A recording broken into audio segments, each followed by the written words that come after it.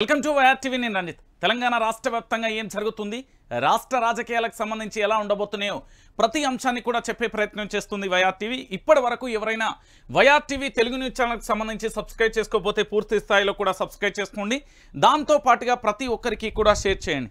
నిజానికి తెలంగాణ రాష్ట్ర వ్యాప్తంగా ఏం జరుగుతుంది అనేక విషయాలకు సంబంధించి పూర్తి స్థాయిలో మీ ముందు ఉంచేందుకు ప్రజా వెలుగు దినపత్రిక, ఇది తెలంగాణ రాష్ట్ర వ్యాప్తంగా కూడా మన పేపర్ అనేది వస్తుంది. ప్రతి ఒక్కరు కూడా మన పేపర్కు సంబంధించి పూర్తి స్థాయిలో కూడా ఇలా బ్లాక్ అండ్ వైట్కు సంబంధించి పేపర్ వస్తుంది. రాష్ట్ర రాజకీయాలకు సంబంధించి ప్రతి విషయాన్ని కూడా ప్రజా వెలుగు దినపత్రిక పూర్తి స్థాయిలో కూడా మీకు అందుబాటులో ఉంటుంది. దాంతోపాటుగా ఈ పేపర్ కూడా మరో 2 రోజులలో కూడా మీ ముందుకు రాబోతుంది. మొత్తం పూర్తి స్థాయిలో కూడా అన్ని పేజీలకు సంబంధించి 8 పేజీలకు సంబంధించి కూడా పూర్తిగా కూడా మీ అందరికీ అందుబాటులో ఉంటుంది. తెలంగాణ ప్రజలారా, వాస్తవాలను నిర్భయంగా కూడా చెప్పే పత్రిక ప్రజా వెలుగు దినపత్రిక. దానితో పాటు YR TV Telugu news channel కూడా మీతో ఉంటుంది. రైట్, ఇక నేరుగా టాపిక్లోకి వెళ్దాం. వాస్తవాలు ఏంటి, ఏం జరుగుతుంది, ఈ తెలంగాణ రాష్ట్ర రాజకీయాలలో జరుగుతున్న వాస్తవాలు ఏంటి, దాంతోపాటు ఈరోజు ప్రధానంగా కూడా కొన్ని అంశాలు అయితే తెర మీదకి వస్తున్నాయి. అవి నిజాలా అబద్ధాలా ఏంటి అనేది కూడా చూసే ప్రయత్నం అయితే చేద్దాం. రైట్, ఒకసారి నాకు ఒక పెద్ద మనిషి ఒకటి పంపించిండు. ఏమని పంపించిండు అంటే, ఇది ఒక్కసారి తెలంగాణ బిడ్డల కోసం చదివేవే రంజిత్ అన్న అని చెప్పిండు. అయితే ఏందా అని అది ఆరాధిస్తే అయితే కేసీఆర్కు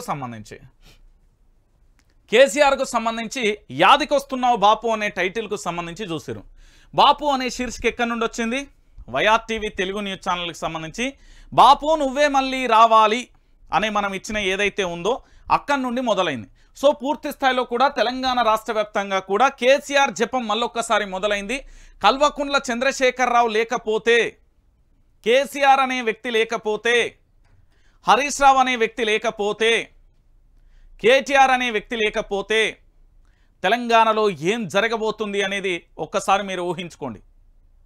ఎందుకంటే ప్రశ్న నువ్వే సమాధానం నువ్వే అన్నట్టుగా ఈరోజు తెలంగాణ రాష్ట్ర రాజకీయాలలో కల్వకుంట్ల చంద్రశేఖరరావు యాదికొస్తున్నాడట తెలంగాణ ప్రాంత బిడ్డలందరికీ. ఎందుకు యాదికొస్తున్నాడు? కేసీఆర్ యాదికి రావాల్సిన పరిస్థితి ఏంది అంటే ఒకసారి చెప్తా వినండి. రైట్, యాదికొస్తున్నావు బాపు, 24 గంటల కరెంటులో 2 గంటలు పోయినా కేసీఆర్ యాదికొస్తున్నాడు. 24 గంటల కరెంటు నిరంతరాయంగా కూడా ఎలాంటి అంతరాయం లేకుండా 24 గంటల కరెంటు ప్రతి ఇంట్లో కూడా దాదాపుగా 2014 నుంచి 2023 వరకు కేసీఆర్ ప్రభుత్వం నిరంతరాయంగా కూడా అందించింది. ఈరోజు కరెంటు కోతలు కొనసాగుతున్నాయి. దాంతోపాటు గలగల పారేటి గంగమ్మ తల్లి ఆగిపోతే కేసీఆర్ యాదికొస్తున్నాడు. నాడు ఏవైతే ప్రాజెక్టులు ఉన్నాయో కాళేశ్వరం, మేడిగడ్డ, సుందిల్లా, దాంతోపాటు పూర్తి స్థాయిలో తెలంగాణ ప్రాంత వ్యాప్తంగా కూడా అనేక రిజర్వాయర్లు, చెరువులు అన్నీ కూడా మత్తళ్ళు పోసే పరిస్థితి ఏర్పడేది. చెరువులకు ఎక్కడికక్కడ అరే ఇది ఎండాకాలమా లేకపోతే వర్షాకాలమా ఇంతలా మత్తళ్ళు పోస్తున్నాయి, నీళ్లను ఇంత అద్భుతంగా ప్రతి రైతాంగానికి ప్రతి గ్రామానికి నీళ్లను అందిస్తున్నాడు. భూగర్భ జలాలకు సంబంధించి నీళ్ళన్నింటినీ పూర్తి స్థాయిలో కూడా కేసీఆర్ వాటిని అంటే భూగర్భ జలాల నీళ్లను అంటే రోజు రోజుకు అవి ఇంకిపోకుండా పూర్తి స్థాయిలో జలాలను కూడా పెంచుతున్న పరిస్థితి. ప్రతి గ్రామాన కూడా చెరువులు మత్తడు పోసిన పరిస్థితి ఏర్పడింది.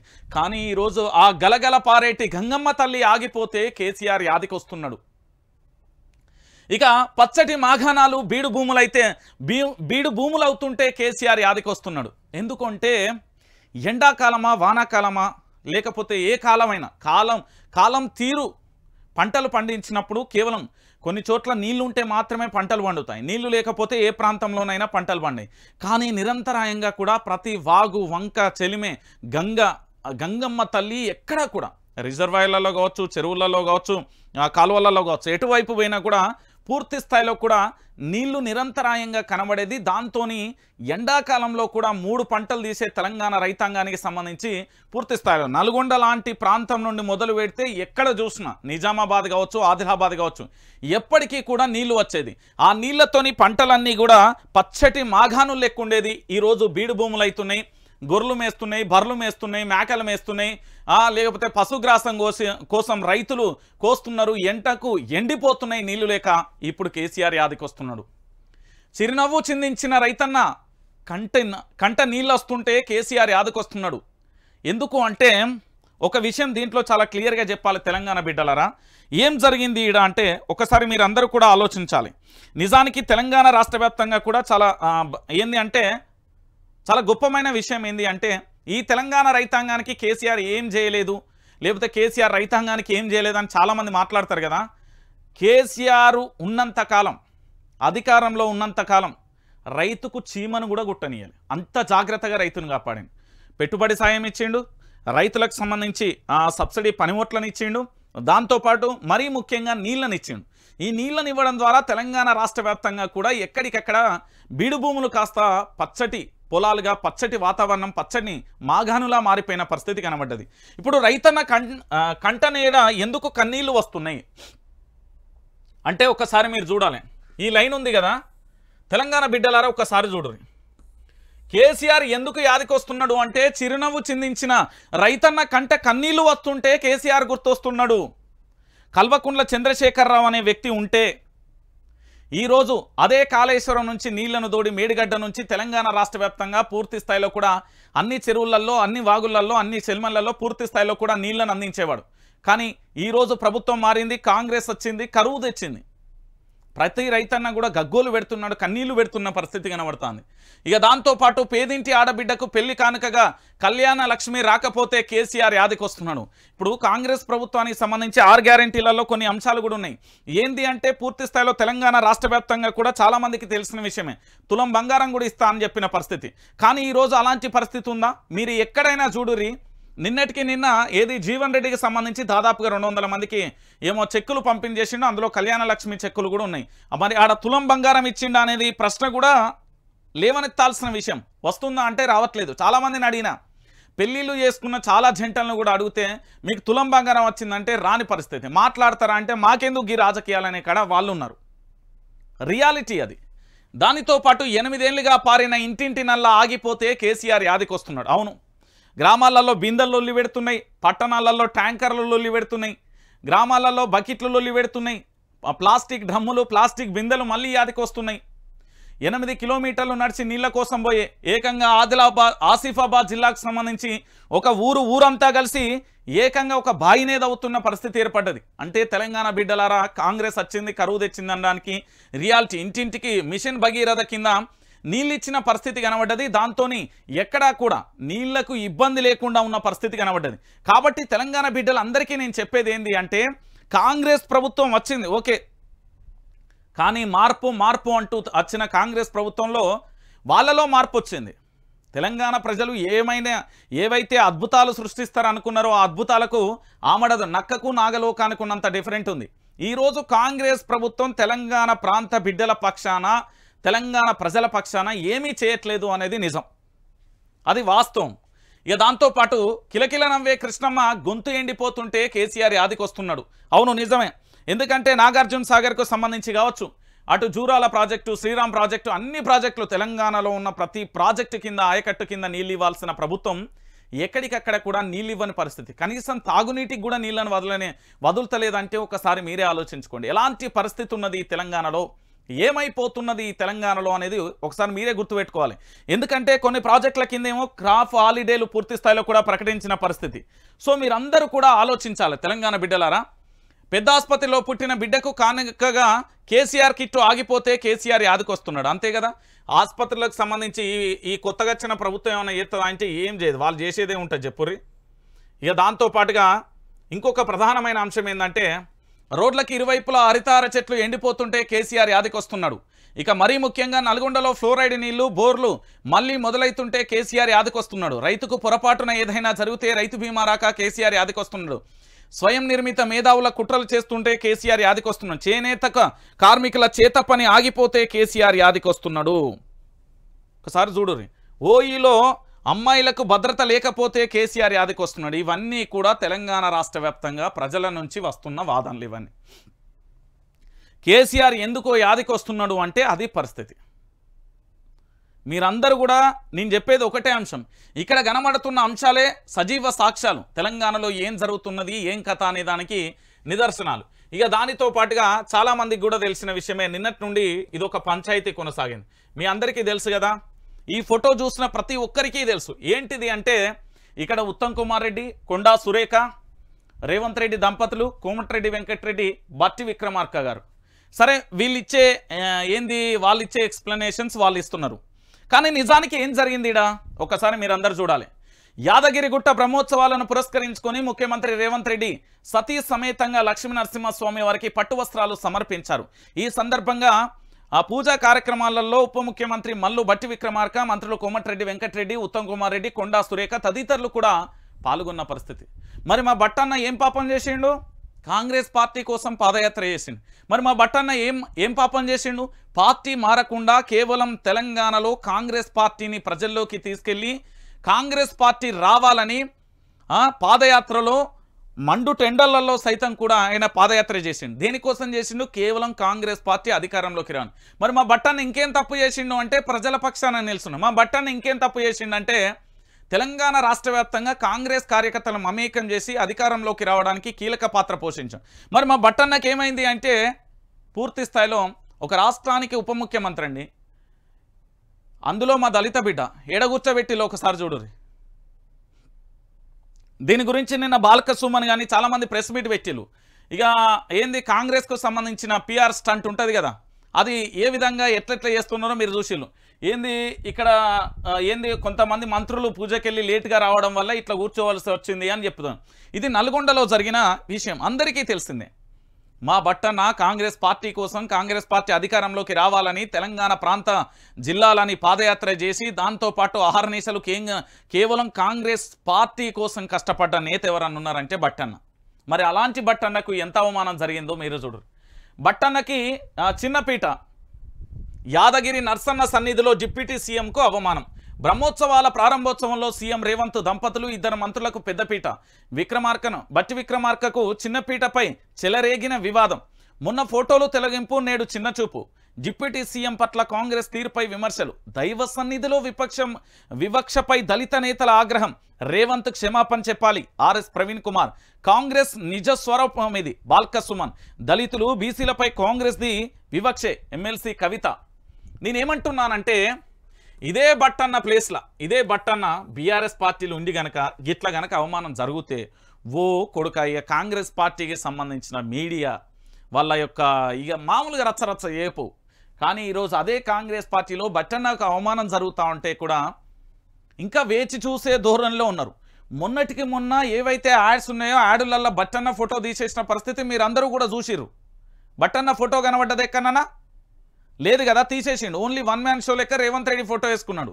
రాష్ట్రానికి సంబంధించిన ఉప ముఖ్యమంత్రి, మా దళిత జాతికి ఆనిముత్యం, అలాంటిది మా భట్టి విక్రమార్కన్నకు సంబంధించి ఇంత అవమానం చేస్తూ ఉంటే ఇక ఏం చేద్దాం చెప్పుర్రి. ఒకసారి మీరే ఆలోచించండి తెలంగాణ బిడ్డలారా. ఇదే కేసీఆర్ ప్రభుత్వంలో చిన్నగా ఒక మాట అన్నందుకు గతంలో ఏది మహారాష్ట్రకి వెళ్ళినప్పుడు బాల్క సుమన్ ఒక చిన్న మాట అన్నందుకు, అదే కొప్పులీశ్వర్ని టచ్ కూర్చో అన్నందుకు దాన్ని నానా యాగి చేసిలు కదా. ఈరోజు దైవ సన్నిధిలో లక్ష్మీ నరసింహస్వామి సన్నిధిలో దళిత బిడ్డకు రాష్ట్ర ఉప ముఖ్యమంత్రి భట్టి విక్రమార్కన్నకు అవమానం చేసిర్రు ఈరోజు. ఇది ఎంత బాధాకరమైన విషయం అండి. ఒక రాష్ట్రానికి సంబంధించిన దళిత బిడ్డ అయితే ఇంత వివక్ష చూపెడతారా? అదే కోమటిరెడ్డి వెంకటరెడ్డి పక్కన కూర్చోవచ్చు, దాంతోపాటు ఉత్తమ్ కుమార్ రెడ్డి గారు కూర్చోవచ్చు. కానీ మా బట్టన్నకు మాత్రం చిన్నపీట వేసి కూర్చోబెట్టారు. ఎంత బాధాకరం ఇది.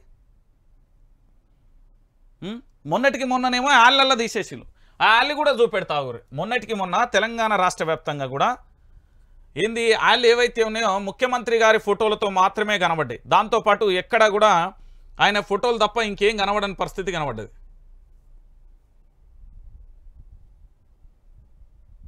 ఆయన యాళ్ళకి సంబంధించి మాత్రమే కనబడ్డాయి తప్ప అంతమించి ఎక్కడ కనవల్లే.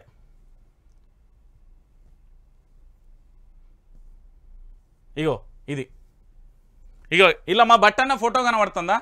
ఇది ఎప్పుడు 27 ఫిబ్రవరి 2024 ముందు గిట్లుండే. గృహజ్యోతి గృహలక్ష్మి ప్రారంభ ప్రకటనలో బట్టి ఉత్తమ్ ఫోటోలు ఉండే.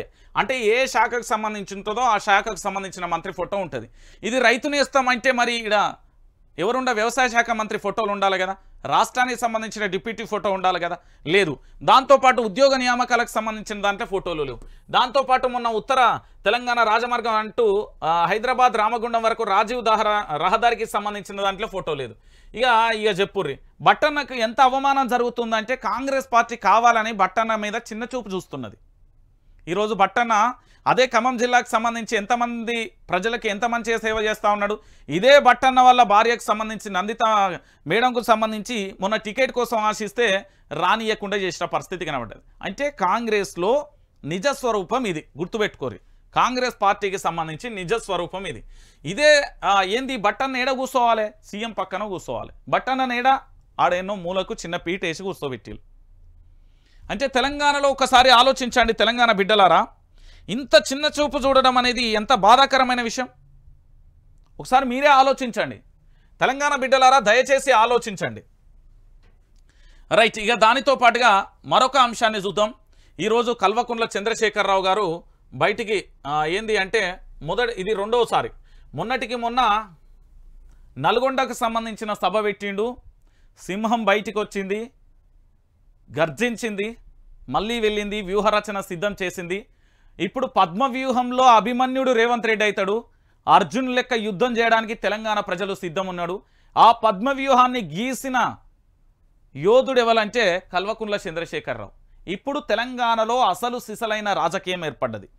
ఈ తెలంగాణలో ఇప్పుడు రాజకీయాన్ని చూడడానికి రెండు కళ్ళు సరిపోవు. మీరందరూ గుర్తుపెట్టుకోరు తెలంగాణ బిడ్డలారా, తెలంగాణలో రాజకీయం ఇప్పుడు చాలా రసవత్తరంగా ఉంటుంది. ఒక్కసారి చూడండి. కలిసి వచ్చిన నేల నుంచే కథనబేరి నేడు కరీంనగర్ బీఆర్ఎస్ భారీ బహిరంగ సభ. పార్లమెంట్ ఎన్నికలకు అధినేత కేసీఆర్ శంకారావం. ఎస్ఆర్ఆర్ కళాశాల వేదికగా మరోసారి జంగు సైరన్. 1,00,000 మందితో బహిరంగ సభ నిర్వహణకు ఏర్పాట్లు. ఆది నుంచి గులాబీలకు అండగా కరీంనగర్ ప్రజలు. ఆసక్తిగా గమనిస్తున్న వివిధ రాజకీయ పార్టీలు. ఎందుకు ఆసక్తిగా ఉంటాయంటే చెప్తా. లోక్సభ ఎన్నికలకు బీఆర్ఎస్ సమరశంఖం పూరిస్తున్నది. ఉద్యమ కాలం నుంచి కలిసి వచ్చిన కరీంనగర్ గడ్డ మీది నుంచే పార్టీ అధినేత కె చంద్రశేఖరరావు మరోసారి జంగు సైరన్ మోగించనున్నారు. మంగళవారం సాయంత్రం కరీంనగర్లోని ఎస్ఆర్ఆర్ కళాశాల మైదానంలో దాదాపుగా 1,00,000 మందితో నిర్వహించనున్న భారీ బహిరంగ సభకు ఏర్పాట్లన్నీ పూర్తయ్యాయి. కరీంనగర్ లోక్సభ నియోజకవర్గం అభ్యర్థిగా మాజీ ఎంపీ బోయిన్పల్లి వినోద్ కుమార్, పెద్దపల్లి అభ్యర్థిగా మాజీ మంత్రి కొప్పుల ఈశ్వర్ పేర్లు ఖరారు చేసిన నేపథ్యంలో తమకు కలిసి వచ్చిన గడ్డ నుంచే మొదటి సభను నిర్వహించాలని ఆ పార్టీ అధినాయకత్వం అనుకున్నది. దాంట్లో భాగంగానే ఈరోజు కరీంనగర్ సభ దాదాపుగా 1,00,000 మందితోని కథనబేరి మోగబోతున్నది. తెలంగాణ రాష్ట్ర వ్యాప్తంగా కూడా కల్వకుంట్ల చంద్రశేఖరరావు పూర్తి స్థాయిలో కూడా ఒక పద్మవ్యూహాన్ని అయితే సిద్ధం చేసిండు. ఇప్పటి వరకు బీఆర్ఎస్ పార్టీ నుండి వెళ్ళిపోయిన నేతలను చూశారు. ఇక బీఆర్ఎస్ పార్టీకి ఏది 2014 నుంచి పూర్తిగా ఈటల రాజేందర్ ఖాన్ నుండి మొదలు పెడితే ఇప్పటి వరకు ఎవరెవరైతే బెయిల్లో వాళ్ళందరూ తిరిగి మళ్ళీ బీఆర్ఎస్లోకి రాబోతున్నారు. ఎవరెవరైతే బీఆర్ఎస్ నుంచి బయటికి వెళ్ళిన నేతలందరూ కూడా మళ్ళీ సొంత గూటికి చేరబోతున్నారు అతి త్వరలో. వాళ్ళు ఏ పార్టీ నుంచి అయినా పోటీ చేయని, వాళ్ళు ఎంపీలే కానీ, ఎమ్మెల్యేలే కానీ, కార్పొరేషన్ చైర్మన్లే కానీ, ఎవరైనా. ఆఖరికి రేవంత్ కూడా పార్టీలో చేరిన పెద్ద ఆశ్చర్యం లేదంటాడు కల్వకుంట్ల చంద్రశేఖరరావు. ఎందుకంటే అలాంటి పద్మవ్యూహాన్ని సిద్ధం చేసిన అని తెలంగాణ ప్రజలకు చెప్పబోతున్నాడు. సో పూర్తి స్థాయిలో కూడా పార్టీకి సంబంధించి గతంలో ఎవరెవరైతే పార్టీని వదిలిలో వాళ్ళందరూ కూడా మళ్ళీ బీఆర్ఎస్ పార్టీకి రావడానికి రాజమార్గం అనేది సుగమం చేసిండు పూర్తి స్థాయిలో. ఎందుకు అంటే నేను ఇప్పటి వరకు చెప్పినట్టుగా తెలంగాణ ప్రజలు కూడా మళ్ళొక్కసారి ఏ తప్పు జరిగింది, ఏమేం జరిగింది, ఎక్కడ ఎలాంటి పరిస్థితులు ఉన్నాయో వాటన్నింటినీ కూడా తెలంగాణ ప్రాంత బిడ్డలందరికీ కూడా నిశ్చింతగా కూడా వాళ్ళు చూస్తున్నారు. రాజకీయాల పట్ల ఎట్లున్నది, పరిపాలన ఎట్లున్నది, వాళ్ళకి సంబంధించి సంక్షేమ పథకాలు కానీ, వాళ్ళు ఇచ్చిన 6 గ్యారంటీలు కానీ, గత ప్రభుత్వానికి సంబంధించిన హామీల అమలు కానీ ఎట్లున్నది, ఏం కథ అనేది క్లియర్ కట్గా చూస్తున్నారు. సో దాంట్లో భాగంగానే ఇప్పుడు రియాలిటీ అనేది బయటికి రాబోతుంది. ఇక కాంగ్రెస్ హామీలపై నిలదీద్దామా, సై అందామా, రెడీయా? Okay right. కరీంనగర్ సభ మొదటి ఆదిగా అక్కడి నుండే పునాది రాయి పడబోతుంది. ఇక ఏదైతే కాంగ్రెస్ పార్టీ 6 గ్యారంటీలు ఇచ్చిందో దాన్ని నెరవేర్చకపోతే ఇక కల్వకుంట్ల చంద్రశేఖరరావు గీసిన పద్మవ్యూహం ఏదైతే ఉందో దాంట్లో పూర్తి స్థాయిలో అందరూ వికెట్లు అవుట్ అయిపోతారు. ఇప్పుడు ఇక్కడ చాలామంది అనుకుంటున్నారు ఏంటంటే కల్వకుంట్ల చంద్రశేఖరరావు సైలెంట్గా ఉన్నారు, మరి పార్టీని చాలామంది వీడిపోతున్నారట, రకరకాల ఆరోపణలు చేస్తున్నారు కదా. ఇక్కడ కనబడుతున్నది ఎవరు? కేసీఆర్ ఏం చేస్తున్నాడో తెలుసా? ఇక్కడ మీరు చాలామంది కాంగ్రెస్ పార్టీ ఎలాగూ కేంద్రంలో అధికారంలోకి రాదు, ఫిక్స్ ఇది, ఇందులో క్వశ్చన్ మార్క్ కూడా అవసరం లేదు. రైట్. ఇక మిగిలింది ఏంది? ప్రధానంగా భారతీయ జనతా పార్టీ, బీజేపీ, ఇంకేమైనా పార్టీలు ఉన్నాయంటే ఇక అవన్నీ వదిలేరు, పక్కకు పెట్టుర్రు. ఇక పోరాటం చేయాల్సింది ఎవరు? బీఆర్ఎస్ చేసిన తప్పులను పూర్తి స్థాయిలో రెక్టిఫై చేసుకొని మేము ఏమేమైతే తప్పులు చేశామో వాటికి సంబంధించి పూర్తిగా ప్రక్షాళన చేసుకుని అందులో లోపాలన్నింటినీ కూడా సమీక్షా సమావేశాలు మొన్నటి వరకు ఇదే తెలంగాణ భవన్లో ఏది పూర్తి స్థాయిలో కూడా అన్ని విషయాలకు సంబంధించి కూడా ఒక చర్చ జరిగింది. మీ అందరికీ తెలిసిన విషయమే. వాళ్ళు సమీక్షలు నిర్వహించుకున్నారు. పొరపాట్లు ఎక్కడ వచ్చినాయి, మనం ఎలాంటి వ్యూహంతో పోవాలనుకున్నారో పోయారు. ఇప్పుడు కేసీఆర్ ఏం చేస్తాడంటే 2001లో తన మిత్రులు ఎవరు,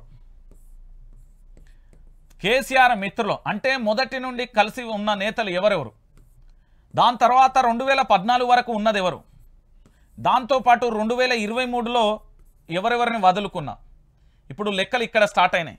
ఇక్కడ ఏం చేస్తాడంటే 2001లో ఉద్యమం మొదలుపెట్టినప్పటి నుంచి కల్వకుంట్ల చంద్రశేఖరరావు అనే వ్యక్తి వెంట మొదటి అడుగు వేసింది ఎవరు, వాళ్ళందరూ కూడా బీఆర్ఎస్ పార్టీకి రావడానికి అన్ని ఏర్పాట్లు జరుగుతున్నాయి. ఇక దాంతోపాటుగా 2014 అంటే సుదీర్ఘ ఉద్యమం తర్వాత ఈ తెలంగాణ రాష్ట్రం ఏర్పడిన తర్వాత 2014లో ఏదైతే అధికారంలోకి వచ్చిందో కొందరు చాలామంది కూడా అలకతోని వెళ్ళిపోయిన పరిస్థితి, అంటే పదవులు రాక నాకు పదవి ఇవ్వలేదని ఇతరత్ర కారణాలతో వెళ్ళిపోయిన వాళ్ళందరికీ కూడా వీళ్ళు ఇదే పార్టీకి వస్తున్నారు. ఇక 2023 మొన్నటి వరకు కూడా ఎవరు మనతో ఉంటారు, ఎవరు వెళ్ళిపోతారు వేచి చూసే ధోరణిలో కల్వకుంట్ల చంద్రశేఖరరావు గారు ఆయన టీం అంటే బీఆర్ఎస్ పార్టీకి సంబంధించి వేచి ఉన్నది.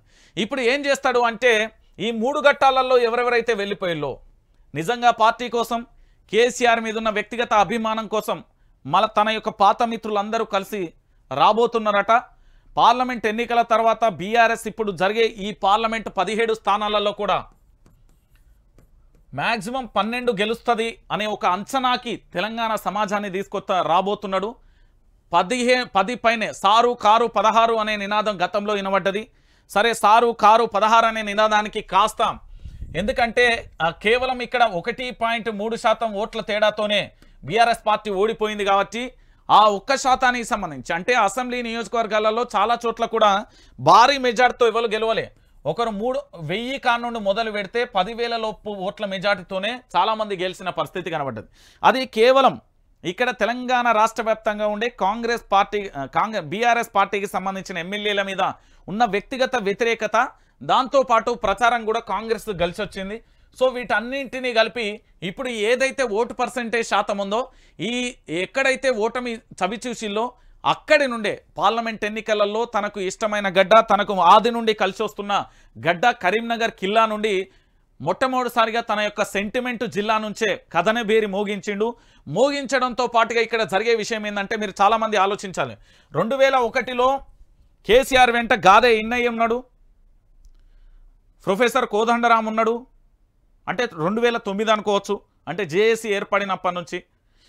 దానితో పాటుగా కొండా బాపూజీ కావచ్చు, లక్ష్మణ్ బాపూజీ, ప్రొఫెసర్ జయశంకర్ గారు, చెరుకు సుధాకర్ అన్న, దాంతోపాటు రఘునందన్ రావు గారు, ఉద్యమకారుల లిస్టులు ఇట్లా చూస్తే ఈటల రాజేందర్ కానీ చాలామంది పార్టీ నుంచి బయటికి వెళ్ళిండ్రు, చాలామంది కూడా వెళ్ళిపోయిన పరిస్థితి కనబడ్డది. అంటే ఏది పదవుల విషయంలో కావచ్చు, వ్యక్తిగతంగా కావచ్చు.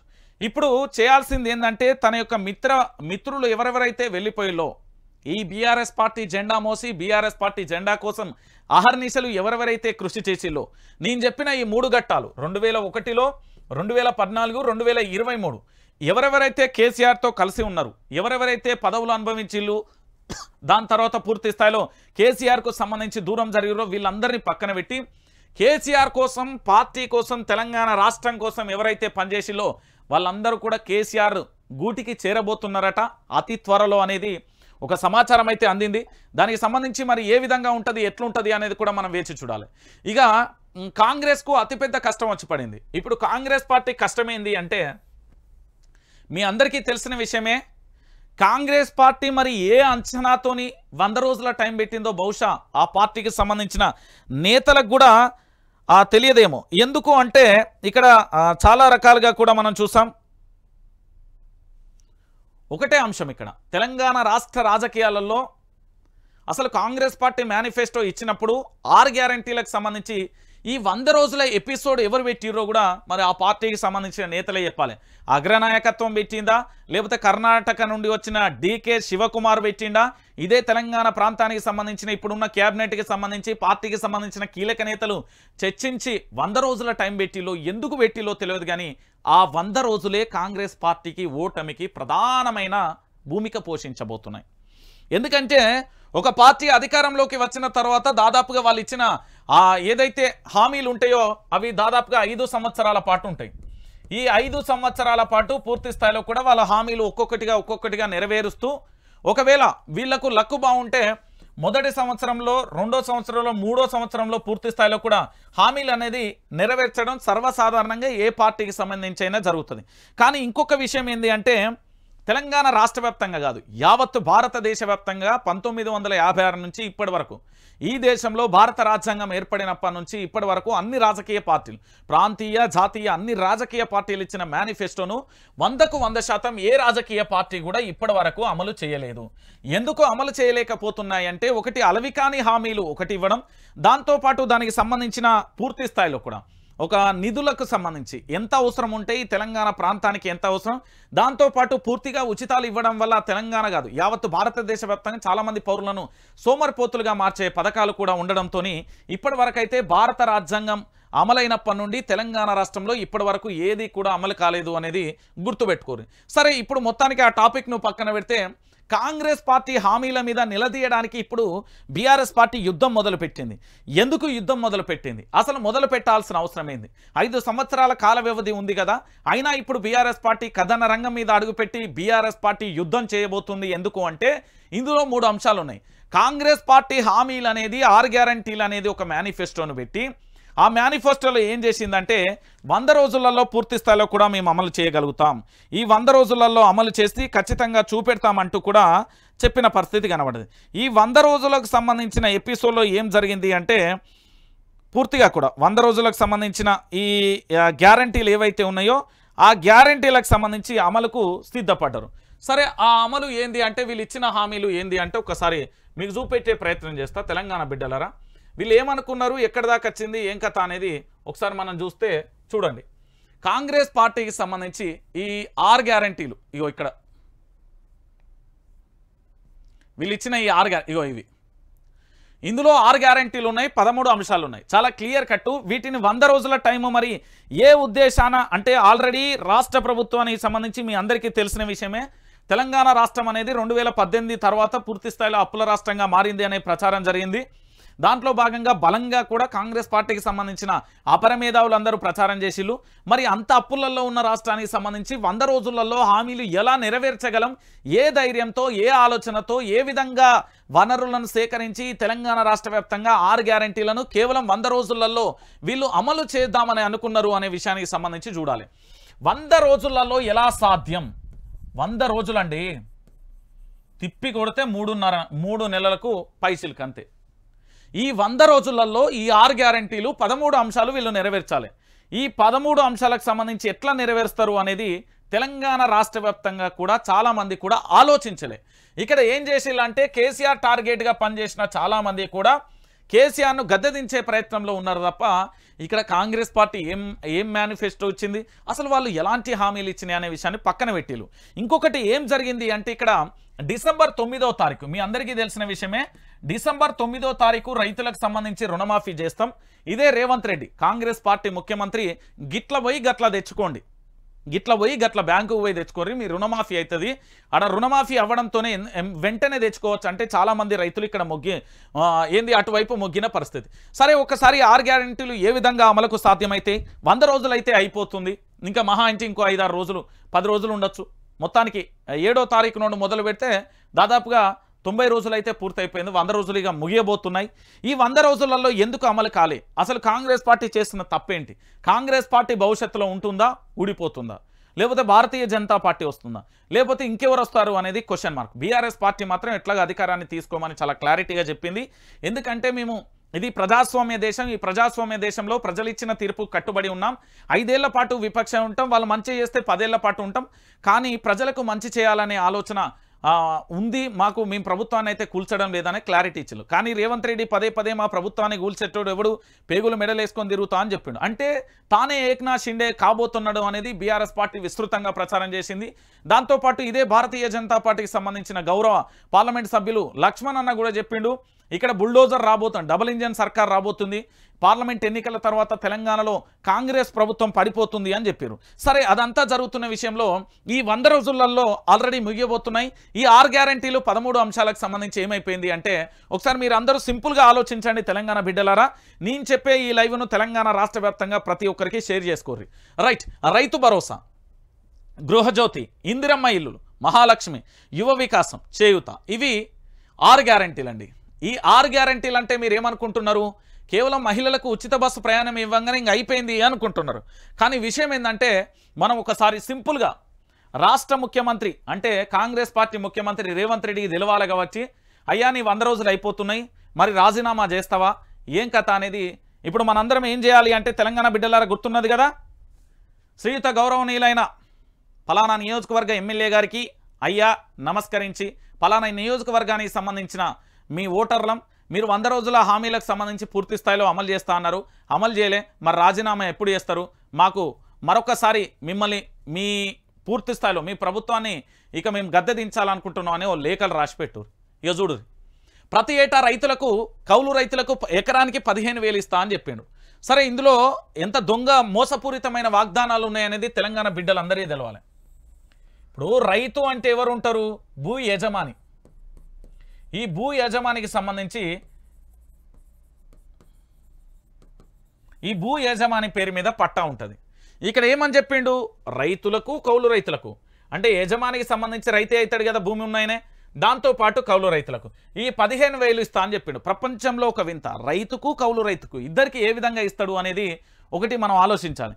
ఒకవేళ ఇవి ఇద్దామనుకున్నా కూడా పూర్తి స్థాయిలో కూడా రైతు ఎట్లా, భూ యజమాని ఎట్లా యాక్సెప్ట్ చేస్తాడు, కౌలు రైతు ఎట్లా యాక్సెప్ట్ చేస్తాడు అనేది మరి రేవంత్ రెడ్డి గారికి తెలవాలి. ఇక్కడ ఏంది, రైతులకు కౌలు రైతులకు అంటే యజమానిని నేనున్నా అనుకో, నా భూమికి సంబంధించి కౌలు ఇస్తే నాకు 15,000 ఇస్తావు, కౌలు రైతుకు 15, అంటే 30,000 రూపాయలు ఇస్తావు. గతంలో ఇదే కేసీఆర్ ప్రభుత్వానికి సంబంధించి 50 ఎకరాలు 100 ఎకరాలు ఉన్న వాళ్ళకు కూడా మీరు ఇస్తున్నారు కదా అని ఆరోపణ చేసింది కదా. బోర్ల రామరెడ్డి నల్గొండ జిల్లాకు సంబంధించి పాపం ఆయనకు 50 ఎకరాలు ఉన్నాయి, 100 బోర్లు వేసిండు. తెలంగాణ ఉద్యమంలో వేస్తే ఆయన బోర్ల రామరెడ్డిగా పేరు వచ్చింది, మీ అందరికీ తెలిసిన విషయమే. బోర్ల రామరెడ్డి ఇప్పుడు మళ్ళీ బోర్లు వేస్తున్నాడు. అప్పుడు 25 లక్షల నుంచి 50 లక్షల అప్పుండే అదే బోర్ల రామరెడ్డికి. ఎందుకుంటే 100 ఎకరాలున్నా 7 ఎకరాలున్నా సాగు చేయడానికి నీళ్లు లేక బోర్లు వేస్తూ ఉంటే అప్పుల కుప్పలుగా మారిపోయినాయి. కాబట్టి ఈ పెట్టుబడి సాయం రావడం వల్ల పూర్తి స్థాయిలో పెట్టుబడికి సహకారం అందుతుంది. మళ్ళీ అప్పులు కాకుండా ఈ పంట మంచిగా పండితే వచ్చిన దాంట్లోకి వెళ్ళి అప్పులు కట్టుకోవచ్చు అనే ఆలోచన ఉంటుంది. కాబట్టి కేసీఆర్ ఒక సదుద్దేశంతో మంచి ఉద్దేశంతో ఇచ్చిండు. దాని తర్వాత మెల్లమెల్లగా దాన్ని ఎట్లా చేయాలి ఏం కథ అనేది కేసీఆర్ చూసుకుంటుండే. కానీ ఇప్పుడు ఏం చేసిండు అంటే ఇక్కడ రైతులకు కౌలు రైతులకు 15,000 ఇస్తా అని చెప్పిండు. మరి ఏ విధంగా ఇస్తాడు? ప్రపంచంలో కొన్ని వింతలు ఉంటాయి అంటారు కదా, దాంట్లో భాగంగా తెలంగాణలో కూడా ఒక వింత ఆవిష్కృతమైంది. అది రేవంత్ రెడ్డి ప్రభుత్వానికి సంబంధించి రైతులకు కౌలు రైతులకు 15,000 రూపాయలు ఇస్తా అని చెప్పిండు. మరి ఏ విధంగా ఇస్తారు ఏం కథ అనేది ఒకసారి రేవంత్ రెడ్డి గారే చెప్తే బాగుంటుంది అనేది బాగుంటుంది. ఇంకొక విషయం ఏంటంటే ఇక మరొక విషయం, రైతు కూలీలకు సంబంధించి 12,000 ఇస్తా అని చెప్పిండు. ఇది ఏ విధంగా పాసిబుల్? రైతు కూలీలు అంటే ఇప్పుడు పలానా గ్రామం, ఒక గ్రామం తీసుకుందాం, ఆ గ్రామంలో ఆల్మోస్ట్ కూలీ వాళ్ళు అందరూ ఉంటారు. మరి వాళ్ళని ఏ బేరూజు వేసుకొని 12,000 రూపాయలు ఇస్తాడో అడగాలి తెలంగాణ రాష్ట్ర ముఖ్యమంత్రి, కాంగ్రెస్ పార్టీకి సంబంధించిన సీఎం చెప్పాలి.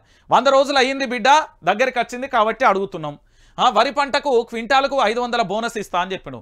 పంటలన్నీ ఎండిపోతూ ఉన్నాయి. ఎట్లా ఎండిపోతున్నాయి నీకు చెప్పాలి కదా, నీకు సాక్ష్యాలే చూపెడతా. ఎందుకంటే సాక్ష్యాలు చూపెడితేనే నువ్వు నమ్ముతావు. ఎండిన పంటకు ఇగో చూడు మార్పు మంటలు, రైతులందరూ కాలబెడుతున్నారు. రైతులు కాలబెడుతున్నారు ఇక్కడ. ఎందుకంటే యూట్యూబ్ గైడ్లైన్స్ ప్రకారం అవి చూపెట్టదు, కానీ నేను చూపెడతాను. ఇక్కడ కాలబెడుతున్న పరిస్థితి ఉన్నది, రైటా? ఇక దాంతోపాటుగా నువ్వు క్వింటాలకు 500 బోనస్ కాదు, ఇప్పుడు చేతికొచ్చే పంట ఎండిపోతున్నదే. ఒక్క తడి నీళ్ళు ఇస్తే చాలు. పంటలు ఏంది, బర్రెలు గొర్రెలు మేకలు అన్నీ మేస్తా ఉన్నాయి, పశుగ్రాసంగా మారిపోయింది. తల నెత్తి నోరు కొట్టుకుని రైతన్న ఏడుస్తున్నారు. ఆత్మహత్యల పర్వం కొనసాగుతున్నది.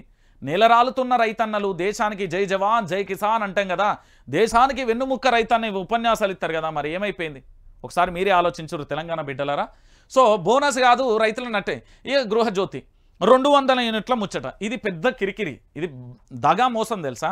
ఏంది అంటే చాలామంది ఇప్పుడు మళ్ళీ ఎన్రోల్ చేసుకోవాలి అంటే 200 యూనిట్లు లోపు వచ్చినా కూడా మాకు పూర్తి స్థాయిలో కరెంటు బిల్ వచ్చింది అనేది చాలామంది మున్సిపల్ ఆఫీస్లో పోతున్న పరిస్థితి కనబడుతుంది. 200కు ఒక్క యూనిట్ పై గాలిన కథమే, ఒక్క యూనిట్ లోపల గాలితే ఏం కాదు. కానీ ఈ 200 యూనిట్ల కరెంట్ అనేది ఒక ఎంత ఒక 3 నెలల తర్వాత దీని మోసం ఏంది, దీని కథ ఏంది మీకు మొత్తం బయటపడుతుంది. దాని ఛార్జీలు వేస్తాడా, ఎట్లా వేస్తాడు, ఏం కథ మీకు చెప్తా. అది ఇంకా వాళ్ళు ప్రాసెస్ చేస్తారు. నిన్న సెక్రటరీ ఎట్లా నిన్న లక్ష్మీనరసింహస్వామి దగ్గర అంటే మొన్న ఈసారి పెద్ద ప్లానింగ్ చేసిండు. ఏది ఢిల్లీకి వెళ్ళక ముందుకే కొంతమందితో కూకొని మాట్లాడిండు.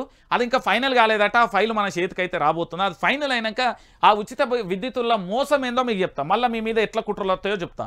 ఇక ఇందిరమ్మ ఇండ్లకు సంబంధించి ఇల్లు లేని వారికి ఇంటి స్థలం మరియు 5 లక్షల రూపాయలు, ఉద్యమకారులకు 250 చదరపు ఇంటి స్థలం. గ్రామాలలో మీ అందరికీ గుర్తుందో లేదో ఇల్లు లేని ప్రతి ఇంటి స్థలానికి సంబంధించి 5 లక్షల రూపాయలు ఇస్తా అన్నారు కదా. దీంట్లో రేషన్ కార్డు ఉండాలి, మళ్ళీ నీకు 2 వీలర్ ఉండద్దు, నీకు కారు ఉండద్దు, నువ్వు ట్యాక్సీ డ్రైవర్ అనుకో, హైదరాబాద్కి వచ్చిన ఇక్కడ క్యాబ్ నడిపించుకుందామని వచ్చినా అన్న, అందుకోసమే నేను కారు కొన్నా అంటే ఇయ్యరు. మళ్ళీ ఇంకొకటి ఏంటంటే నీకు వ్యవసాయ భూమి ఉండదు, ఏం లేని బికారు కాలమై రోడ్డు మీద టెంట్ వేసుకున్నట్టు ఇస్తారు వీళ్ళు కాంగ్రెస్ వాళ్ళు గంతే. ఓకేనా. ఇక ఉద్యమకారులకు 250 చదరం. తెలంగాణలో ప్రతి ఇంటి నుంచి ప్రతి గడప నుండి ఒక ఉద్యమకారు ఉన్నాడు, రేవంత్ రెడ్డి మినహా. ఈ తెలంగాణ ఉద్యమకారుల లిస్టులో రేవంత్ రెడ్డి లేడు, కానీ మిగతా వాళ్ళందరూ ఉన్నారు. గుర్తుపెట్టుకోరు, తెలంగాణ ఉద్యమంలో రేవంత్ రెడ్డి లేడు. ఓకేనా. ఇక మహాలక్ష్మి మహిళలకు ప్రతి నెల 2500 భృతి. ఇక ఇది ఏ మేరకు సాధ్యమైతే నిన్న ఏది దీనికి సంబంధించిన గైడ్లైన్స్ అది ఇస్తా అని చెప్తున్నాడు.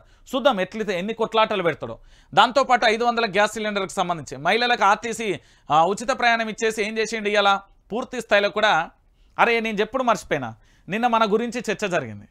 నిన్న CM Revanth Reddy YRTV news ఛానల్కి సంబంధించి అంటే ఇక మన ఛానల్కి సంబంధించి రంజిత్ గురించి చర్చ జరిగింది. ఏం చర్చ జరిగింది అంటే, ఈ పిల్లగాడు ఒక వీడియో చేసిండే, అది నాకు బాగా నచ్చిందే అని చెప్పి నేను చెప్పలే.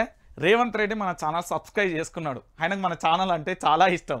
ఎందుకు ఇష్టం మనం అంటే వార్తలు నిజాలు చెప్తున్నాం కాబట్టి. రేవంత్ రెడ్డి ఏమన్నాడట అంటే, నేను ఇక్కడ ఒక సలహా ఇచ్చిన, మరి ఆ వీడియోను షేర్ చేసి ఇలా ఎట్లా పోయిందో తెలియదు, కానీ వాళ్ళకి సంబంధించి ఇక మన మీద ఎప్పటికో కన్ను ఉంటుంది కదా, డేగ కన్ను.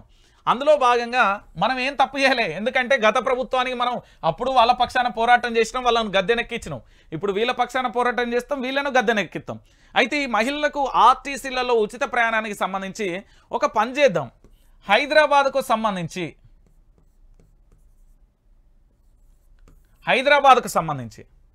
ఈ హైదరాబాద్లో ఏం చేద్దామంటే, ఉచిత ప్రయాణం ఏదైతే ఉందో మహిళలకు ఉచితం అనే బోర్డు పెడదాం. ఆర్టీసీ బస్సులలో మహిళలకు ఉచితం అంటే ఒక ఏంది, ఇప్పుడు ఎగ్జాంపుల్ తార్నాక నుండి సికింద్రాబాద్, ఉప్పల్, బోడుప్పల్, లేకపోతే ఇటు చౌటుప్పల్ వరకు, దాంతోపాటు ఎల్బీ నగర్, హిమాయత్ నగర్, దాంతోపాటు ఇట్లా నాంపల్లి, ఏంది హైటెక్ సిటీ, అట్లా మొదలు పెడితే మొత్తం హైదరాబాద్లో సిటీలలో ఏవైతే సిటీ బస్సులు తిరుగుతాయో వాటికి కొత్త రూల్స్ అండ్ రెగ్యులేషన్స్ వచ్చినాయి. ఏంది అంటే, ఇక్కడ రేవంత్ రెడ్డి ఒక మాట అన్నాడట, నేను గతంలో కూడా చెప్పిన, ఆర్టీసీకి సంబంధించి మహిళలకు ఉచిత ప్రయాణం ఇస్తున్నాం. ఓకే, నీ 6 గ్యారంటీలలోని ఒక అంశం, 6 గ్యారంటీలలో 13 అంశాలున్నాయి, దాంట్లో ఒకటి నువ్వు చేస్తా ఉన్నా చెయ్యి. ఏమని చెప్పినా, ఈ ఉచితంగా ఇచ్చే బస్సు ఏదైతే ఉంటుందో అన్ని బస్సులలో ఇవ్వకుండా వాళ్ళకంటూ ఒక స్పెషల్ బస్సును కేటాయించారు. ఏంది, ఫ్రీ బస్సులలో ఒక బస్సును కేటాయించి దానికి ఒక స్పష్టమైన కలర్ అన్న ఇర్రి, లేకపోతే ఒక బోర్డు అన్న పెట్టుర్రు, మహిళలకి ఇది ఉచిత బస్సు అని. ఆ బోర్డు అన్న పెట్టి పూర్తి స్థాయిలో కూడా ఆ ఒక్క బస్సులలోనే ఫ్రీ ఇర్రి, మిగతా దాంట్లో టికెట్లు కొట్టుర్రి అని చెప్పిన. ఆలోచనలకు వచ్చిండు రేవంత్ రెడ్డి. గతంలో నేను చెప్పిన వీడియో అన్నట్టు దాంట్లో చెప్తే ఇప్పుడు ఆ ఆలోచనలో పడ్డారు. అరే ఇదేదో ఆలోచన బాగుంది కదా, నేను చెప్పిన కర్ణాటకనో తమిళనాడు నాకు ఎగ్జాక్ట్ గుర్తులేదు, కానీ ఒక రాష్ట్రంలో ఇట్లనే నడుస్తుంది. అంటే మహిళలకు ఉచితానికి సంబంధించిన బస్సు ఏదైతే ఉందో ఆ బస్సులో పూర్తిగా అవి స్పెషల్ బస్సులు ఉంటాయి, ప్రత్యేకంగా కేటాయించిన బస్సులు. ఆ బస్సులోకి ఒక కలర్ అన్న ఉండాలి, లేకపోతే ఒక బోర్డు అన్న ఉండాలి, పెడితే మంచిగా ఉంటుంది అంటే ఈ ఆలోచన మంచిగానే ఉన్నది కదా, ఎందుకు మరి ఆయనని ఇబ్బంది పెడుతుర్రా అని అడిగిండట. అగో గట్లుంటుంది మనం మాట్లాడే మాట, మనం చెప్పే విధానం, మనం ఇచ్చే సలహా నీతి నిజాయితీ నిబద్ధతతో కూడి ఉంటాయి. కాబట్టి ఇప్పుడు మనం ఏదైతే చెప్పినో ఈ సలహా పాటిస్తున్నాడు. ఇట్లనే మనం చెప్పే ప్రతి వీడియో సలహా పాటిస్తే బాగుంటుంది. మా బాధ అదే, నువ్వు ప్రతి వీడియో కూడా పాటించు. సో మొత్తానికి ఆర్టీసీకి సంబంధించి త్వరలో ఇప్పుడు కొన్ని నడుస్తున్నాయి, స్టార్ట్ చేస్తారట. మహిళలకు ప్రత్యేకంగా ఒక బస్సులు వస్తాయి, అవి మాత్రమే ఉచితం, మిగతా బస్సులలో ఛార్జీల మోయించడానికి సిద్ధమవుతున్నది, గుర్తుపెట్టుకోరు. రైట్. ఇక యువ వికాసం మీ అందరికీ తెలిసిందే, విద్యార్థులకు 5 లక్షల విద్యా భరోసా కార్డు ప్రతి మండలంలో తెలంగాణ ఇంటర్నేషనల్ స్కూల్కు సంబంధించి ఇది పెడతా అని చెప్పిండు. ఇక ఇది అయ్యేది లేదు, సచ్చేది లేదు. పాపం మా ఏంటంటే కాంగ్రెస్ పార్టీకి సంబంధించిన కానీ ఏ పార్టీకైనా జెండా యువత మొయ్యాలి, కేసుల పాలు యువత కావాలి, లాఠీ చార్జీలలో లాఠీ యువత మీద ఇరగాలి వాళ్ళ వెన్నుముక్క మీద. దాంతోపాటు నినాదాలు వాళ్ళు ఇవ్వాలి, రాస్తోరోకలు వాళ్ళు చేయాలి, బందులు వాళ్ళు చేయాలి, ఫ్లెక్సీలు వాళ్ళు చేయాలి, ధర్నాలు వాళ్ళు చేయాలి, ఏమన్నా అయితే పోయి పోలీస్ స్టేషన్లో వాళ్ళు కూకోవాలి. కానీ వాళ్ళకు పదవులు ఇవ్వం, కానీ వాళ్ళకి ఎలాంటి న్యాయం చేయం. యువత తెలంగాణకు ఊపిరి గుండెకాయ లాంటిది. అలాంటి యువతను అన్ని పార్టీలకు సంబంధించి ఒక రాజకీయ వ్యసనంగా వాళ్ళ మైండ్ సెట్ను మార్చేస్తున్నారు. వాళ్ళకి అడపా ఎంత పైసలు ఏమన్నా ఉంటే ఇస్తున్నారేమో, దానికి సంబంధించి పాపం వాళ్ళ జీవితాలను నట్టేట ముంచుతున్నారు. ఇవాళ యువతను వాళ్ళ భవిష్యత్తు అంధకారంలో ఉంది. బీఆర్ఎస్ పార్టీ ఓటమి గురైంది, చాలామంది కార్యకర్తలు కన్నీళ్లు పెట్టుకుంటున్నారు యువత. ఇప్పుడు కాంగ్రెస్ పార్టీ అధికారంలోకి వచ్చింది, వాళ్ళు కూడా బాధపడుతున్నారు. వాళ్ళు కూడా చెప్తున్నారు, రంజిత్ అన్న అన్నీ ఉండి ఏం చేయలేమంటాం కదా, గదే అయింది మా బతికి, ఇప్పుడు ఏం చేయాలో, అధికారం అన్న ఎందుకు వచ్చిందా అని తలకాయ కొట్టుకుంటున్నాం అని అనేటోళ్ళు కూడా ఉన్నారు. చాలామంది కాంగ్రెస్ పార్టీకి సంబంధించిన స్పోక్స్ పర్సన్స్ కూడా ఈ మాట అంటుండే. ఎందుకంటే యువతకు సంబంధించి యువ వికాసం అనేది ఎప్పుడు వస్తుందో, 5 లక్షల విద్యా భరోసా కార్డు, ఇంటర్నేషనల్ స్కూల్ ఎప్పుడు వస్తాయో చూడాలి. ఇక చేయూత కాదు, చెయ్యి తెంచేది, ఇది చేయూతగా చెయ్యిని తెంచేది. నెలకు 4,000, 10 లక్షల రాజీవ్ ఆరోగ్యశ్రీ. ఇదంటే ఆల్రెడీ హరీష్ రావు ఇది గతంలో ఇచ్చింది, ఇది బీఆర్ఎస్ పార్టీది, అది అయిపోయింది, ఇది వీళ్ళ ఖాతాలు వేసుకుంటారు అంతే. 4,000 వరకు పింఛను. ఇప్పటి వరకు ముసలులకు సంబంధించి పాపం వాళ్ళు ఎంత ఇబ్బంది పడుతున్నారు, ఏం కథో మీరు చూస్తున్న పరిస్థితి కనబడుతుంది. ఇప్పుడు ఈ విషయాలన్నీ ఎందుకు చెప్పినా అంటే, తెలంగాణ బిడ్డలరా ఈ అంశం కోసం చెప్పిన. ఏది కల్వకుంట్ల చంద్రశేఖరరావు ఈ హామీల మీద నినాదించబోతుండు, నిలదీయబోతుండు, పోరాటం చేయబోతున్నాడు. భయంకరంగా ఉండబోతున్నది. ఇప్పుడు ఈ ఉప్పెనం తట్టుకోవడం ఎవడి వల్ల కాదు. ఎందుకంటే పూర్తి స్థాయిలో తెలంగాణ బిడ్డలారా ఒక్కసారి ఆలోచించండి. పద్మవ్యూహాన్ని గీసింది కేసీఆర్, పద్మవ్యూహంలో కూర్చోబెట్టింది కేసీఆర్. మీరు ఆల్రెడీ వేమూరి రాధాకృష్ణ ఆయన ఛానల్లో కూకోబెట్టినప్పుడు ఒక క్వశ్చన్ అడుగుతాడు, మీ అందరికీ బాగా గుర్తుండాలి. నాకు తెలిసి ముఖ్యమంత్రి అయిన తర్వాత ఒక టీవీ ఛానల్కు స్వయంగా ముఖ్యమంత్రి వెళ్ళి ఇంటర్వ్యూ ఇచ్చిందంటే అది చరిత్రలో నిలిచిపోయేది వేమూరి రాధాకృష్ణ. మరి ఇది ఆంధ్రాకు సంబంధించిన చంద్రబాబు కనుసన్నలలో వేమూరి రాధాకృష్ణ ఆధ్వర్యంలో తెలంగాణ ప్రభుత్వం నడుస్తుందా, లేకపోతే కాంగ్రెస్ ఇన్ఛార్జిగా ఉన్న దీపాదాస్ మున్షి అనుకుంటా ఆ పేరు, అదే కదా ఆ మేడం ఆధ్వర్యంలో నడుస్తుందా తెలియదు. ఈ రెండు అయితే క్వశ్చన్ మార్క్. అక్కడ ఒక క్వశ్చన్ అడుగుతాడు, కేసీఆర్ నేను కూర్చోబెట్టిండు కదా రేవంత్ అని అడుగుతాడు. అవును, కేసీఆర్ ఆశీస్సులతోనే కూకున్నా అని చెప్తాడు. కేసీఆర్ ఏమున్నది, ఒక 10 మందిని గుంజుడు పెద్ద ఆయన కదా, ఎంతసేపు అట్లా కానీ ప్రజలు తీర్పిచ్చారు కాబట్టి సైలెంట్గా ఉన్నాడు. కేసీఆర్ యొక్క మంచితనానికి సెల్యూట్ చేయాలి. ఇప్పుడు కేసీఆర్ అనే వ్యక్తి ప్రభుత్వాన్ని బడగొట్టాలనుకుంటే ఆ రోజే నిన్ను ప్రభుత్వంలో ఎందుకు ఎక్కనిస్తాడు? అదే ఉన్న 20 మందినో 10 మందినో గుంజుకొని ఆయనే ప్రభుత్వం ఫామ్ చేస్తాడు కదా. ఊరికే నా ప్రభుత్వాన్ని గులగొడుతున్నా, అమ్మా నా ప్రభుత్వాన్ని గులగొడుతున్నాయి, ఎందుకు ఈ దొంగేడుపులు ఎందుకు అంటున్నా. రేవంత్ రెడ్డిజీ నువ్వు చేయబోయే స్ట్రాటజీ ఏందో చెప్పు. నీ స్ట్రాటజీ ఏందో బాగా తెలుసు. చంద్రబాబుతోని భేటీ అవ్వడం, ఆంధ్రప్రదేశ్లో సీఎంగా లక్కుల నారా చంద్రబాబు రాగానే నువ్వు బీజేపీకి పోతావు, మీరందరూ ఏం చేస్తారనే మీ స్ట్రాటజీ చెప్పు. ఈ కనిలే నా ప్రభుత్వాన్ని గుల్చెత్తున్నారని చెప్పకు. కేసీఆర్ అనే వ్యక్తిని ప్రభుత్వాన్ని ఏర్పరచకుండా ఆ రోజే ఇదే మన ఎవరు పొంగులేటి శ్రీనివాసరెడ్డిని, ఆ కోమటిరెడ్డి వెంకటరెడ్డిని, ఉత్తమ్ కుమార్ రెడ్డిని గుంజుతే 30 మంది ఎమ్మెల్యేలు రాకపో పెద్ద అదేమన్నా విచిత్రమా? ఇప్పుడు వరంగల్, నల్గొండ, ఖమ్మం జిల్లాకు సంబంధించి మీ కాంగ్రెస్ పార్టీకి సంబంధించిన ఎమ్మెల్యేలు అసంతృప్తిలో ఉన్నారు.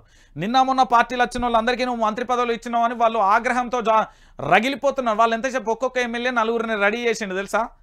మొత్తం ఇప్పుడు నీ పార్టీలో 39 మంది నీకు మద్దతు ఇచ్చిరేమో అన్నావు కదా. బట్టి విక్రమార్కన్నకు తక్కువ ఇచ్చిరని నిన్ను సీఎంగా పెట్టిరు కదా.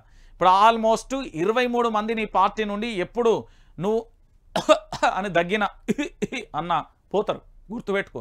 రెడీగా ఉన్నారు వాళ్ళు. కానీ కల్వకుంట్ల చంద్రశేఖరరావు అనే వ్యక్తి యొక్క మంచితనానికి నువ్వు మొక్కు. ఆయన ఆశీస్సులతోనే నువ్వు సీఎం పీఠం మీద కూకున్నావు. అవన్నీ మరిచి మనమెక్కిన పొట్టేలు లెక్క, అహంకారం వచ్చిన దున్నపోత లెక్క ఇట్లా మాట్లాడొద్దన్నా. రేవంత్ అన్న నువ్వు ఎంత మంచిగా ఉండాలంటే, నువ్వు మాట్లాడుతా అంటే ఇంకా ఇనబుద్ధి కావాలి. వారవ్వ ఏం మాట్లాడుతున్నారా రేవంత్ రెడ్డి, ఏం చేస్తున్నాడా అని ఉండాలి. ఆల్రెడీ నిన్ను సీఎం పీఠం మీద ఊకబెట్టిండే కల్వకుంట్ల చంద్రశేఖరరావుజీ. ఆయన తలుసుకుంటే నువ్వు ఎంతసేపు పీఠము పోడు. కానీ ఆయన అలాంటి నీచపైన ఆలోచనలు లేవు కదా. అది కదా కేసీఆర్ యొక్క గొప్ప వ్యక్తిత్వం. నేను చాలా స్టడీ చేసిన. ఇప్పుడు ఇగో ఈ పేపర్లన్నీ నాదే, ప్రజా వెలుగు పేపరు ప్రింటింగ్ ఇదంతా నేను ఎన్ని పేపర్లు రాస్తున్నా, దాదాపుగా ఒక 8 పేజీలకు సంబంధించి రాస్తాను. మరి ఇవన్నీ రాయాలంటే ఎంతో కొంత నేను చదవాలి కదా, మొత్తం అధ్యయనం చేయాలి. ఇక చూడు ఇవన్నీ పేపర్ రాస్తాను కదా, మరి ఒక జర్నలిస్ట్నే కదా నేను పేపర్ రాస్తున్నా అంటే నేను చెప్తున్నా చాలా క్లారిటీగా నీ మీద అధ్యయనం చేసిన. కల్వకుంట్ల చంద్రశేఖరరావు అనే వ్యక్తి కాంగ్రెస్ ప్రభుత్వాన్ని కూల్చాలనుకుంటే అసలు కాంగ్రెస్ ప్రభుత్వాన్నే ఇక్కడ అధికారంలోకి రానివ్వడు. కానీ ఆయనకున్న మంచితనం, ఆయనకున్న రాజకీయ విలువలు, ఆయనకున్న గొప్పతనం ఏంది అంటే ప్రజలు ఇచ్చిన తీర్పును ఆయన గౌరవించిండు, ఆ తీర్పును శిరస వహించి ముఖ్యమంత్రిగా నువ్వు ఉన్నావు. గుర్తుపెట్టుకో రేవంత్ రెడ్డి, నువ్వు ఇప్పటికైనా మారు. నీలో ఉన్న ఆ అష్టదరిద్రమైన నీ చుట్టూ ఉన్న వాళ్ళందరినీ కూడా బయటికి పంపి నువ్వు పద్మవ్యూహంలో అభిమన్యుడైన అర్జున్ లెక్క యుద్ధం చేయి. నువ్వు మంచి చేయాలంటే తెలంగాణ ప్రజలకు చెయ్యి, కానీ నువ్వు అనవసరంగా కేసీఆర్ ప్రభుత్వాన్ని గురించి ఈ దొంగలంగా మాటలు బంద్ చేయరు. కాంగ్రెస్ వాళ్ళందరూ చెప్తారు కాంగ్రెస్ పార్టీని రేవంత్ రెడ్డికి లేకపోతే మీ కాంగ్రెస్ ప్రభుత్వాన్ని కూల్చేది ఏ బీఆర్ఎస్ పార్టీ కార్యకర్త కూడా సీఎం అంటే మాజీ ముఖ్యమంత్రి కానుండి కార్యకర్త వరకు ఎవరు కోరుకోరు. మీ పార్టీలా మీ ముఖ్యమంత్రి కోరుకుంటున్నాడు. గుర్తుపెట్టుకోరు. ఆయన ఎట్టి పరిస్థితులలోనూ అది చెయ్యడు. తెలంగాణ బిడ్డలారా దయచేసి ఆలోచించండి. నేను ఎందుకు ఈ విషయాన్ని చెప్తున్నానంటే కాంగ్రెస్ పార్టీ హామీలకు సంబంధించి నిలదీయడానికి సిద్ధమైనప్పుడు ఖచ్చితంగా కూడా తెలంగాణ రాష్ట్ర వ్యాప్తంగా కూడా జరగబోయే ఈ అంశాలకు సంబంధించి ఏమేం జరుగుతున్నది, ఎట్లెట్లున్నది, ఎట్లెట్లా ఏం కథ అనేది చూస్తున్న పరిస్థితి కనబడుతుంది. కాబట్టి తెలంగాణ బిడ్డలారా దయచేసి మీరందరూ కూడా ఒక్కసారి ఆలోచించుర్రి. ఇక్కడ జరుగుతున్న ప్రతి అంశం కూడా తెలంగాణ రాష్ట్ర వ్యాప్తంగా ఇగో మనలో అప్డేట్ వచ్చింది. ఇగో చూడు మీదే ఇదంతా.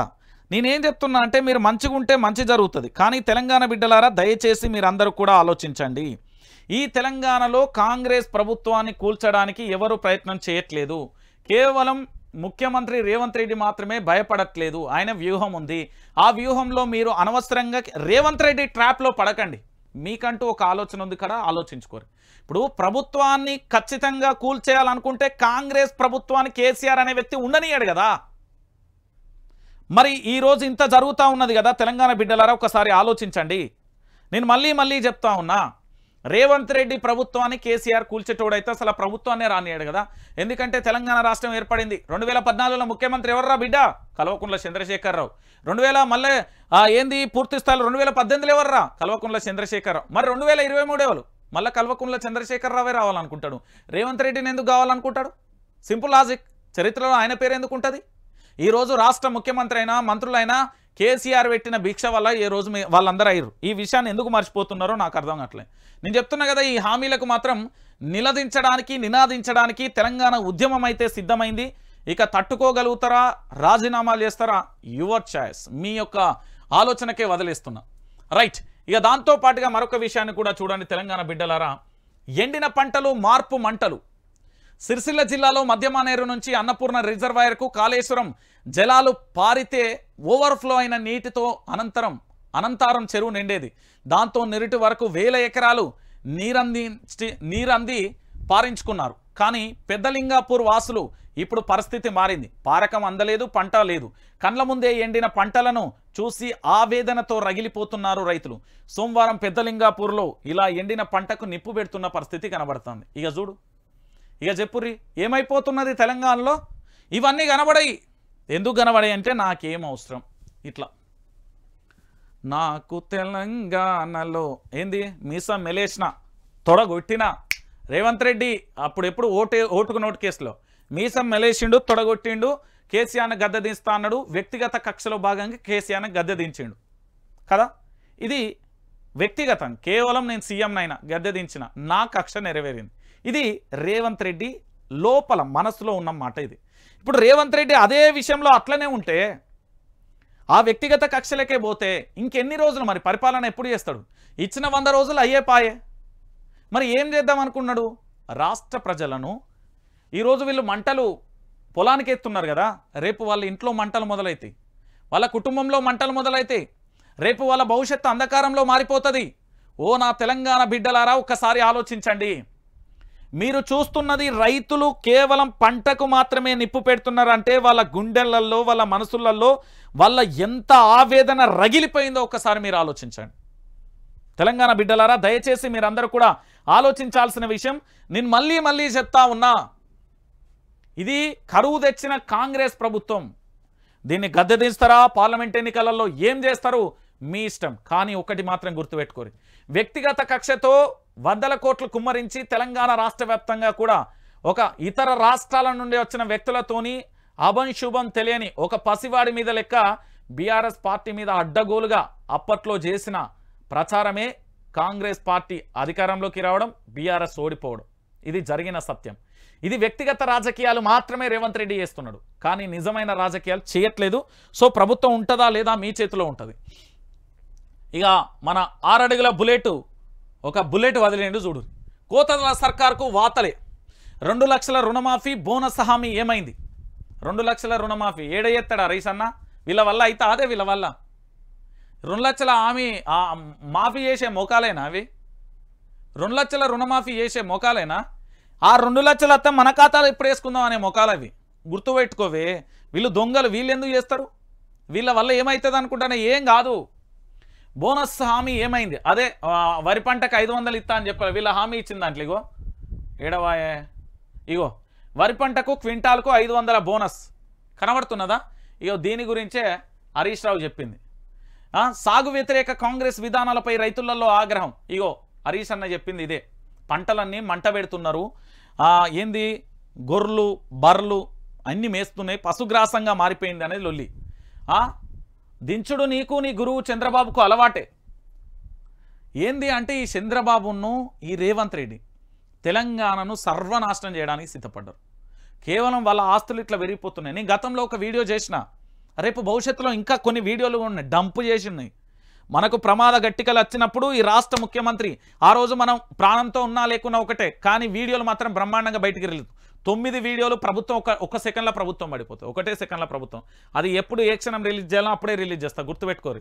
రాష్ట్ర ముఖ్యమంత్రి రేవంత్ రెడ్డి మంత్రులకు సంబంధించిన ఏంది వీళ్ళకి సంబంధించిన వీడియోలు, వాళ్ళు ఏమేమి చేసినాయి A to Z మన దగ్గర ఉన్నాయి. భవిష్యత్తులో వైఆర్టీవీ రిలీజ్ చేయబోతున్నది. చెప్తున్నా కదా, ఆపద పొంచి ఉన్నది, ముప్పు వాటిల్లింది, మనం కూడా దాచినాం. వాళ్ళకి ఎప్పుడు ఇవ్వాలో అప్పుడే దాన్ని రిలీజ్ చేయాలి. ఏంది అంటే వీళ్ళు ఒక అధికారులు ఎవరెవరైతే ఉన్నారో ముఖ్యమంత్రి కల్వకుంట్ల చంద్రశేఖరరావు గారి పరిపాలనలో పనిచేసిన వాళ్ళందరూ కూడా పిలిపిచ్చుడు, కూర్చోబెట్టుడు. ఎల్లయ్య మల్లయ్య పుల్లయ్య చెప్పు, నీ ఆస్తి ఎంత? ఓ 100 కోట్ల, సరే 50% ఇచ్చేసి వెళ్ళిపో. ఈయనయ్యా ఏసీపీ ఎవరా ఇట్రా, ఈయన మీద కేసు విజిలెన్స్ ఎంక్వైరీ చేసేసి ఈయన ఆస్తులన్నీ సీజ్ చేయి. అయిపోయిందా? రెండోది, నీ ఆస్తులేంది సార్? నేను సంపాదించుకునేది ఏం లేదు సార్, నేను ఈ ఉద్యోగానికి రాకముందుకే నాకు వ్యాపారాలు ఉండే, నా వ్యాపారాలు నేను చేసుకుంటూ ఉద్యోగం చేసుకుంటాను. గదంతా మాట్లాడకు బిడ్డ, 50% నీ ఆస్తులలో ఇస్తావా? అయ్యో ఇస్తా, రైట్. ఇక మన మంత్రి మల్లారెడ్డిది ఇప్పుడు థర్డ్. మల్లారెడ్డి, మన మంత్రి మల్లారెడ్డి, పాలమ్మినా పూలమ్మినా బోర్వెల్ వేసినా చిట్టీలు నడిపినా కాలేజీలు పెట్టినా నేనెవరు? మంత్రి మల్లారెడ్డి. మంత్రి మల్లారెడ్డి ఎపిసోడ్లో ఏం జరిగిందో తెలుసా మీకు? మంత్రి మల్లారెడ్డిని ఏమన్నాడో తెలుసా? మంత్రి మల్లారెడ్డి ఒకరోజు ప్రెస్ మీట్ పెడతాడు, ఇట్లా తిప్పి రారా సాలే రేవంత్ అనే ఏమో అంటాడు. ఆ డైలాగ్కు రియాక్షనే మొన్న కాలేజీలో అని మీరు అందరూ అనుకుంటారు తెలంగాణ సమాజం. అది కాదు, ఇప్పుడు చెప్తా ఇనూరి. మంత్రి మల్లారెడ్డిని పిలిపించిండు. పిలిపించేసి మల్లారెడ్డి అంటే వాళ్ళ కొడుకో అల్లుడో సంథింగ్ వాళ్ళ కుటుంబ సభ్యులు. ఎన్ని కాలేజీలు ఉన్నాయి, నీకు ఎన్ని బళ్ళు ఉన్నాయి, ఎన్ని ఎకరాలు ఉన్నాయి, ఎంత ఆస్తులు ఉన్నాయి, ఆడ కూర్చోబెట్టి 50% ఇస్తావా ఇయ్యవా? ఇది అసలు క్వశ్చన్. మీకు తెలియదు కదా, ఇదే నిజం. మరి రేవంత్ రెడ్డా, వాళ్ళ మంత్రులా, లేకపోతే వాళ్ళ బంధువులా, లేకపోతే వాళ్ళ అనుచరులా, ఎవరో మనకు సంబంధం లే. ఒక హోటల్లో కూర్చొని నాకు నీ వాటా 50% ఇస్తావా ఇయ్యవా? గింతే కూకున్నాడట. అరే గట్లెట్లుంటుంది, నీకు కావాలంటే 20 కోట్లు ఇస్తావు, 50 కోట్లు ఇస్తావు, 100 కోట్లు ఇస్తా, 50% ఆస్తులు నేనెట్లు ఇస్తా అన్నాడట మల్లారెడ్డి. ట్రన్ హలో, ఎవరే అక్కడ అధికారి? కబ్జాల గురించి మనకు ఎంక్వైరీ మల్లారెడ్డి ఉందా? చలో పోరి, కూలగొట్టు పోరి. రైట్, ఇప్పుడు కూల్చేసినావు, ప్రభుత్వ ఆధీనంలో తీసుకోవాలి కదా, మరి తీసుకున్నావా? లే, జస్ట్ పిల్లర్లను గోడలు ఇట్లా ఇట్లా ఇట్లా ఇట్లా పొక్లీన్లతో కూల్చేసాను. ఇది డెమో. దీని తర్వాత ఏం జరుగుతుంది అంటే వాళ్ళ కుటుంబ సభ్యులకు సంబంధించి ఇంకొక ఆయన పోతాడు, వేం నరేందర్ రెడ్డి, మా ఊరుగాలు బిడ్డనే. వాళ్ళిద్దరు ఇక జాన్ జిగ్రీలు. ఎట్లా జిగ్రీలు అంటే ఇక ఓటుకు నేటు కేసు నుండి ఇక చంద్రబాబు నుంచి మంచి దోస్తులు అన్నట్టు. ఈయన కూర్చుంటాడు. ఈయన కూర్చొని అన్న 50% అడిగిండే, ఇత్తవా ఇవ్వవా? ఇదేనట పంచాయతీ. ఓ మల్లారెడ్డి అన్నకు పాపం ఎంత జోర్దారుగుండే, గోవాకు పోయే అటు పోయే ఇటు పోయి ఎంజాయ్ చేసే మల్లన్న మొత్తం మల్లన్న ఆగమాగం చేస్తుర్రట. సరే ఆయన ఎట్లా సంపాదించిండు, ఏం సంపాదించిండు వాళ్ళ నియోజకవర్గం ప్రజలకు తెలుసు, వాళ్ళ మెడ్చల్ బిడ్డలకు తెలుసు, మనకైతే తెలియదు. మరి ఆ జవహర్ నగర్కి సంబంధించి గతంలో ఆరోపణలు వచ్చినాయి వాస్తవమే, కానీ 50% అడిగితే ఎట్లా ఇవ్వాలి అంటుండు మల్లన్న. ఇది మల్లన్నను బెదిరించిన కథ. ఇక వేం నరేందర్ రెడ్డి పిలిపించేసి గట్ల కాదు మీ పార్టీలకు అత్త మరి ఏదో ఒకటి చూడు రాదు అన్నాడట. అయితే ఇందులో ఒక లాజిక్ ఉంది. మల్లన్న ఎప్పుడైనా ఏ పార్టీ అధికారంలో ఉంటే ఆ పార్టీకి పోతాడు. ఆయనకు అధికారం కావాలి. మీరు గతంలో బీఆర్ఎస్లో ఉన్నప్పుడే నీ మంత్రి పదవి కొన్నా అని బాహటంగా మాట్లాడిన హీరో ఆయనే. మీరు ఎవరు అనుకుంటారు? మల్లారెడ్డి. ఆ మల్లారెడ్డి ఏం చేసిండంటే మళ్ళా మధ్యవర్తి మా మిత్రుడు తోటి జర్నలిస్టును ఈ వేం నరేందర్ రెడ్డి చర్చలన్నీ జరిగిన తర్వాత 50% కాడ డీల్ కుదరాలి, కానీ కుదరపోయేసరికి ఏమైంది అంటే ఆ డీల్ 50% కుదిరపోయేటి ఇక 70-30 రేషియోకి వచ్చిందట. సరే మొత్తానికి నాకు తెలిసి నాకున్న సమాచారం సోర్స్ ప్రకారం 2000 కోట్లు 1000 కోట్లు తక్కువ 500 కోట్లు అయితే గద్దెత్తుకపోయినట్టు ఎత్తుకపోయారు అనేది సమాచారం. పోనీ ఇంతటితో ఆగుతుందా అంటే ఆగదు. ఇంకొకటి ఏంటంటే మల్లారెడ్డి అనే వ్యక్తి రాజకీయాలల్లో వాళ్ళ కొడుకు వాళ్ళ అల్లుడు పోటీ చేయద్దు పార్లమెంట్ ఎన్నికలలో. కండిషన్ ఇది, కండిషన్ సప్లై. ఈ ఆస్తులకు సంబంధించిన పంచాయతీ జరిగింది, ఇందులో వాటాల పంచాయతీ జరిగింది, ఈ అధికారులం జరిగింది. ఇవన్నీ వాస్తవాలే. కాదు కూడదు అనుకుంటే మీ దౌర్భాగ్యం. అది నేను చెప్తున్నా కదా. రియల్ లైవ్కు సంబంధించిన ఫుటేజ్ కమింగ్ సూన్, త్వరలో మీకోసం వస్తుంది. వైఆర్టీవీలో త్వరలో వస్తుంది. నేను చెప్తున్నా కదా, మీ సంప్రదింపులు మీ బేరసారాలు మనకద్దు. రేపో ఎల్లుండో ట్విట్టర్కు సంబంధించి దాని వీడియోని రిలీజ్ చేయబోతున్నాం. మల్లారెడ్డి అన్నని ఎట్లా వీధిస్తున్నారంటే మంత్రి మల్లారెడ్డి పాపం మాజీ మంత్రి, కానీ మల్లన్నకి ఎంత కష్టం వచ్చిందంటే పాల పితికినప్పుడు చేయిలు నొయ్యలే, పాలు అమ్మినప్పుడు కాళ్ళు నొయ్యలే, పూలు అమ్మినప్పుడు సువాసనలతో నమ్మిండు, దాంతోపాటు బోర్విల్ వేసినప్పుడు భూతల్లి ఒడిలో ఏంది నీళ్ళని చూసిండు. ఇట్లా చెప్తాడు కదా.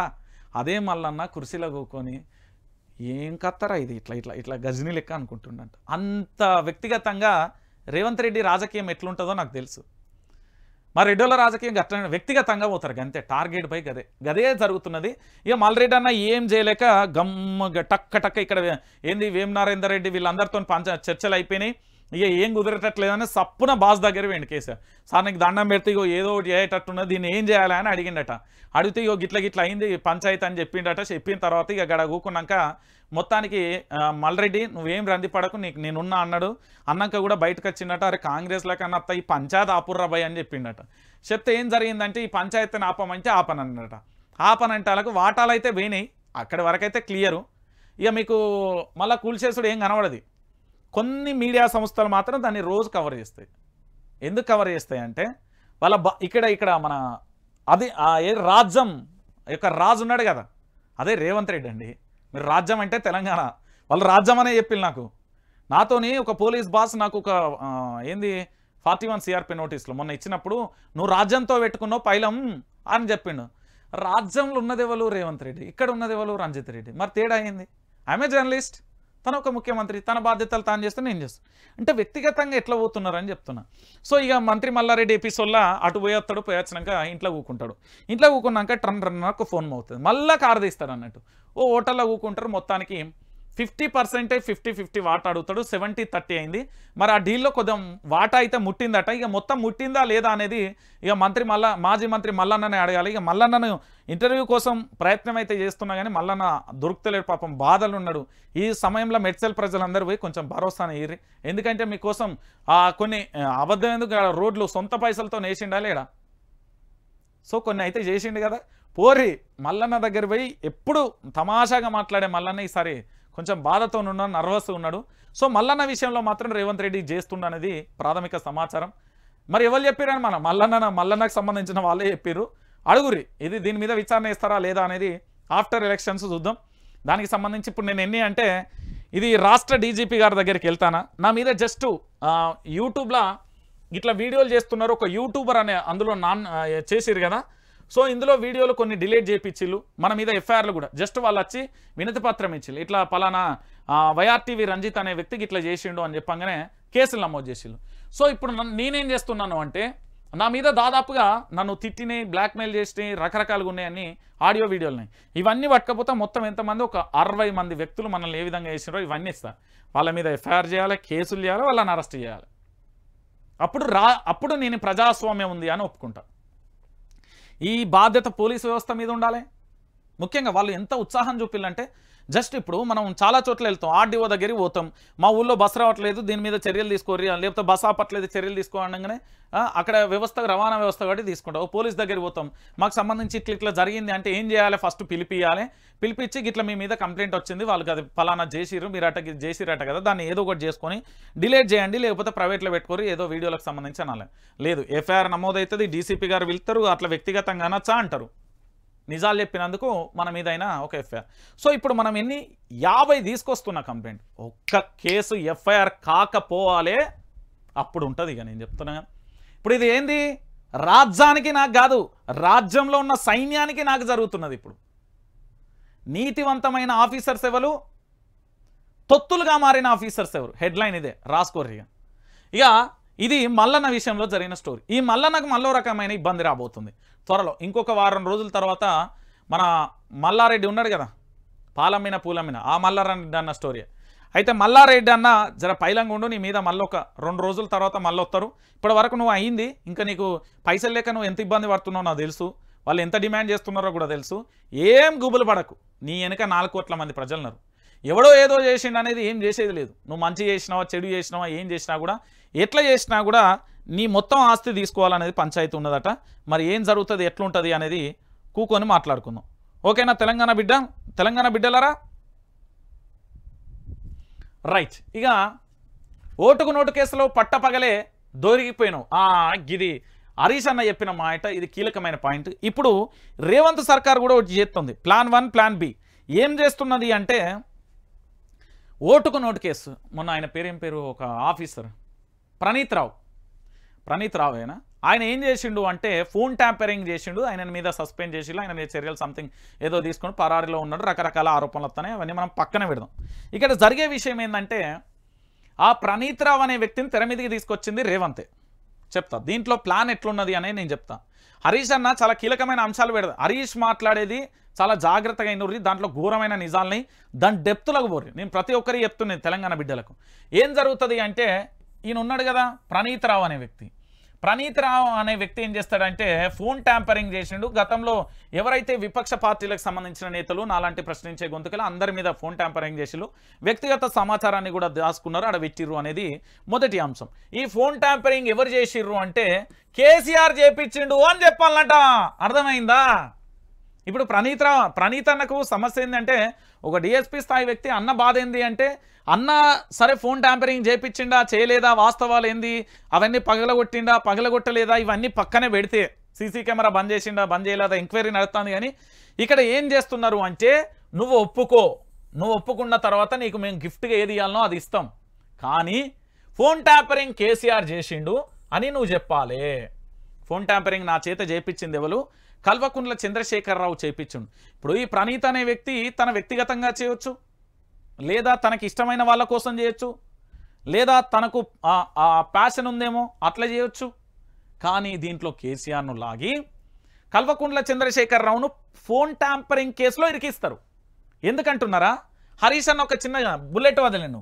ఓటుకు నోటు కేసుకు సంబంధించి ఏ విధంగానైతే ఇరికిచ్చిల్లో, అక్కడ గతంలో కూడా చంద్రబాబు వాయిస్ వచ్చిందో గదే సేమ్ రివర్స్లా ఇరికిచ్చేసి కేసీఆర్ని ఎట్లనైనా జైలు వేయాలి. ఇది స్కెచ్ నెంబర్ 2. ఇప్పటివరకు అధికారులది అయిపోయింది, మంత్రులది అయిపోయింది, ఇప్పుడు కేసీఆర్ దగ్గరికి వస్తున్నారు. సో ఓటుకు నోటు కేసులో దొరికినావు కాబట్టి రివెంజ్గా వాళ్ళ యొక్క గురువు ఉన్నాడు కదా, మళ్ళీ గురువు అంటే ఎవరంటే చంద్రబాబు, ఆ చంద్రబాబు ఆదేశాలతో నడుస్తున్న వ్యవహారం అన్నట్టు. రైట్, ఒకసారి చూద్దాం. రేవంత్ నిన్ను గద్దె దించుతామని అన్నది ఎవరు? అన్నాడా? హరీష్ అన్నలే, కేటీఆర్ అనలే, కల్వకుంట్ల చంద్రశేఖరరావు అనలే, కవిత అనలే. మరి ఎవరన్నారు? దించుడు నీకు నీ గురువు చంద్రబాబుకు అలవాటు. కల్వకుంట్ల చంద్రశేఖరరావును దించింది చంద్రబాబు యొక్క మీడియా సంస్థలు. మీకు తెలుసో లేదో, వాస్తవం అదే. ఇక ఓటుకు నోటు కేసులో పట్టపగలు దొరికింది నువ్వు, అడ్డదారిలో నడవడం నీకు నీ గురువుకు అలవాటు. మాకు ఆ ఆలోచన లేదు, మేము ప్రజలను నమ్ముకుంటాం, చిల్లర చేష్టలు మాకు అవసరం లేదు. గిట్లనే హామీలు నెరవేర్చకపోతే 5 ఏళ్ల తర్వాత జనమే నిన్నదిస్తారు. క్లారిటీగా చెప్పిండు. ఏమని చెప్పిండు? 5 ఏళ్ల దాకా రాజ్యానికి, తెలంగాణ రాష్ట్రానికి ముఖ్యమంత్రి ఎవరు? రేవంత్ రెడ్డి. మరి అయినా ఆయనకు అంత భయం ఎందుకో నాకు అర్థమైతే లేదు. ఒకసారి అపాయింట్మెంట్ అన్న అడుగుదాం అనుకుంటున్నాను. ఏమే ఊకే ఒక బొకే తీసుకుపోయి ఒక బొకే కాదు భారత రాజ్యాంగాన్ని తీసుకెళ్తాను, ఇందులో చదువుకో అన్నా, మరి నువ్వు ఎందుకు భయపడుతున్నావు నాకు అర్థమైతలేదు అని ఇద్దాం అనుకుంటున్నాను. తెలంగాణ బిడ్డలారా 5 ఏళ్లలో ప్రజలే తీస్తాడు. హరీష్ అన్న చెప్పిండు వాస్తవమే కదా. ఇక ఈ ఒక్క అంటే ఈ పంచాయతీ ప్రణీత్ రావు అనే వ్యక్తిది ఇది ఇక్కడిది కాదు, మూలం అక్కడ కేసీఆర్ని తీసుకురావాలి. ఈ కథ నడుస్తుంది. మరి దీంట్లో ఇక్కడ ట్విస్టులు ఉంటాయి. మీరు అందులో ఒక ముగ్గురిని ఇరికిస్తారు. ఇప్పుడు అందులో ఒక అతను వేరే పార్టీలో బీజేపీ పార్టీలో ఉన్నాడు, పాపం ఆయన్ని కూడా గుంజుకొస్తారట. ప్రజలను నమ్ముకుంటాం, చిల్లర పనులు చేయం, బజారు భాష కంటే హీనంగా సీఎం వ్యాఖ్యలు. ఇదైతే 100% ఎట్లా మాట్లాడతాను తెలుసా, పేగులు మెడలు వేసుకుంటాం. మటన్ షాపోడు కూడా అన్నాడు అట్లా, చికెన్ షాపోడు కూడా అన్నాడు. ఇంత ఘోరంగానా? నిజమబ్బా. ఇప్పుడు మా ఊళ్ళో మటన్ కొడతారు, మా కాకలు బాబాయిలు వాళ్ళు వీళ్ళు ఉంటారు, ఇంటి పక్కన ఊళ్ళలో ఎట్లుంటుంది వరుసలు మంచిగా పిలుచుకుంటాం, వాళ్ళు కూడా ఎప్పుడు మెడలు వేసుకోగా నేను చూడలే. మరి ఈయనకి ఎందుకో అంత బాధ నాకు అర్థమైతలేదు. మటన్ షాపు వాళ్ళు కూడా వేసుకోరు. ఇక సామాజిక న్యాయం డిప్యూటీ సీఎంకే దిక్కులేదు, అయిపోయా. సామాజిక న్యాయం లొట్టపీసల న్యాయం. ఈ తెలంగాణలో న్యాయం ఉన్నదా? ఎవడి పాలయింది రో తెలంగాణ, ఎవడేలుతున్నాడు రో తెలంగాణ, దొంగల రాజ్యం దోపిడీ రాజ్యం, ఓటుకు నోటులో దొంగవు నువ్వు, ఇట్లా వాడుకోవాలి. కరువు తెచ్చిన కాంగ్రెస్ను వెళ్దామంటారా అని ఇట్లా మనం డాన్సులు వేసుకోవాలి. రేపు భవిష్యత్తులో గిదే పని చేయాలి. ఇక పాటలు మొదలు పెట్టాలి, ఇదే పని చేయాలి. వీళ్ళకు ఈ పాటతోనే గుణపాఠం నేర్పాలి. పాపం ఏపూరి సోమన్న ఏడున్నాడు, ఒక బుల్లెట్ లాంటి పాట వదిలే. సుఖరాం నర్సన్ ఆల్రెడీ ఆటో డ్రైవర్ల మీద రాసిన జబర్దస్త్ ఉన్నది. ఏనూరి నేను చెప్తున్నా కదా తెలంగాణ బిడ్డలారా, సామాజిక న్యాయమా? ఇక్కడ న్యాయం కూడా ఉన్నదా? న్యాయం కూడా ఉంటున్నదా? పాపం న్యాయస్థానానికి నాకు చిన్నప్పటి నుండి ఒక డౌట్ ఉండే, కళ్ళకు గంతలు కడతారంటే ఈ రోత పాపాలు నేను చూడలేకనే న్యాయతలే నాకు ఇప్పుడు అనిపిస్తున్నది. ఆడ న్యాయం ఇప్పుడు నేనే బాధ్యతని కేసులో, అసలు నాకు సంబంధం లేదు అన్నయ్యనయా, మన వైపు న్యాయం ఉన్నా ఏం చేయలేని పరిస్థితి. ఈ నీచమైన పాపాలు నేను చూడలేననే పాపం ఆ తల్లి కళ్ళకు గంతలు కట్టుకున్నది. ఇక ఒంటి మీద యూనిఫామ్ ఉన్నంత వరకు ఇట్లా అంటారు, కానీ పాపం లాకప్ డెత్ల గురించి మాట్లాడరు. అదే వాళ్ళ దాంట్లోనే డిపార్ట్మెంట్లో ఒంగాళ్ళ దీన బాధ వాళ్ళ గురించి ఉండదు. ఎన్ని కష్టాలు ఉంటాయో తెలుసా. ఇక సామాజిక న్యాయం రాష్ట్ర డిప్యూటీ సీఎం గారు మళ్ళీ బట్టి విక్రమార్క గారికే లేదు. ఇంక వీళ్ళకి యాన్ నుండి వస్తుందండి. బిడ్డలారా, ఓ నా తెలంగాణ ప్రజలారా ఆలోచించుర్రి. ఇప్పుడు ఏం చేయాలి? పట్టరా పట్టు ఐ అనాలి. ఇక మళ్ళా మరో గద్దర్ తయారై పాటలు వాడురి వాళ్ళ మీద. ఇక ఎరకల సామాజిక వర్గానికి గవర్నర్ అన్యాయం, మెదక్ సిద్దిపేట జిల్లాలో మాజీ మంత్రి హరీష్ రావు అంటూ కూడా చెప్పిన పరిస్థితి. ఇక చూసిరు కదా, మొత్తానికి తెలంగాణ రాష్ట్ర వ్యాప్తంగా కోతల సర్కార్కు వాతలు పెట్టాలి. వాతలు పెట్టకపోతే ఏం జరుగుతుంది అనేది మీ చేతుల్లో ఉంది. రేపు భవిష్యత్తులో జరగబోయే పనులు కానీ ఇప్పటికి కానీ ఒకటే అంశం కూడా బేరోజు వేసుకున్న పరిస్థితి కనబడుతుంది. సో ఖచ్చితంగా కూడా ఏం జరుగుతున్నది, ఏం కథ తెలంగాణ బిడ్డలారా అంటే, ఈ తెలంగాణ రాష్ట్ర వ్యాప్తంగా ఒకటే ఒక పంచాయతీ ఉన్నది.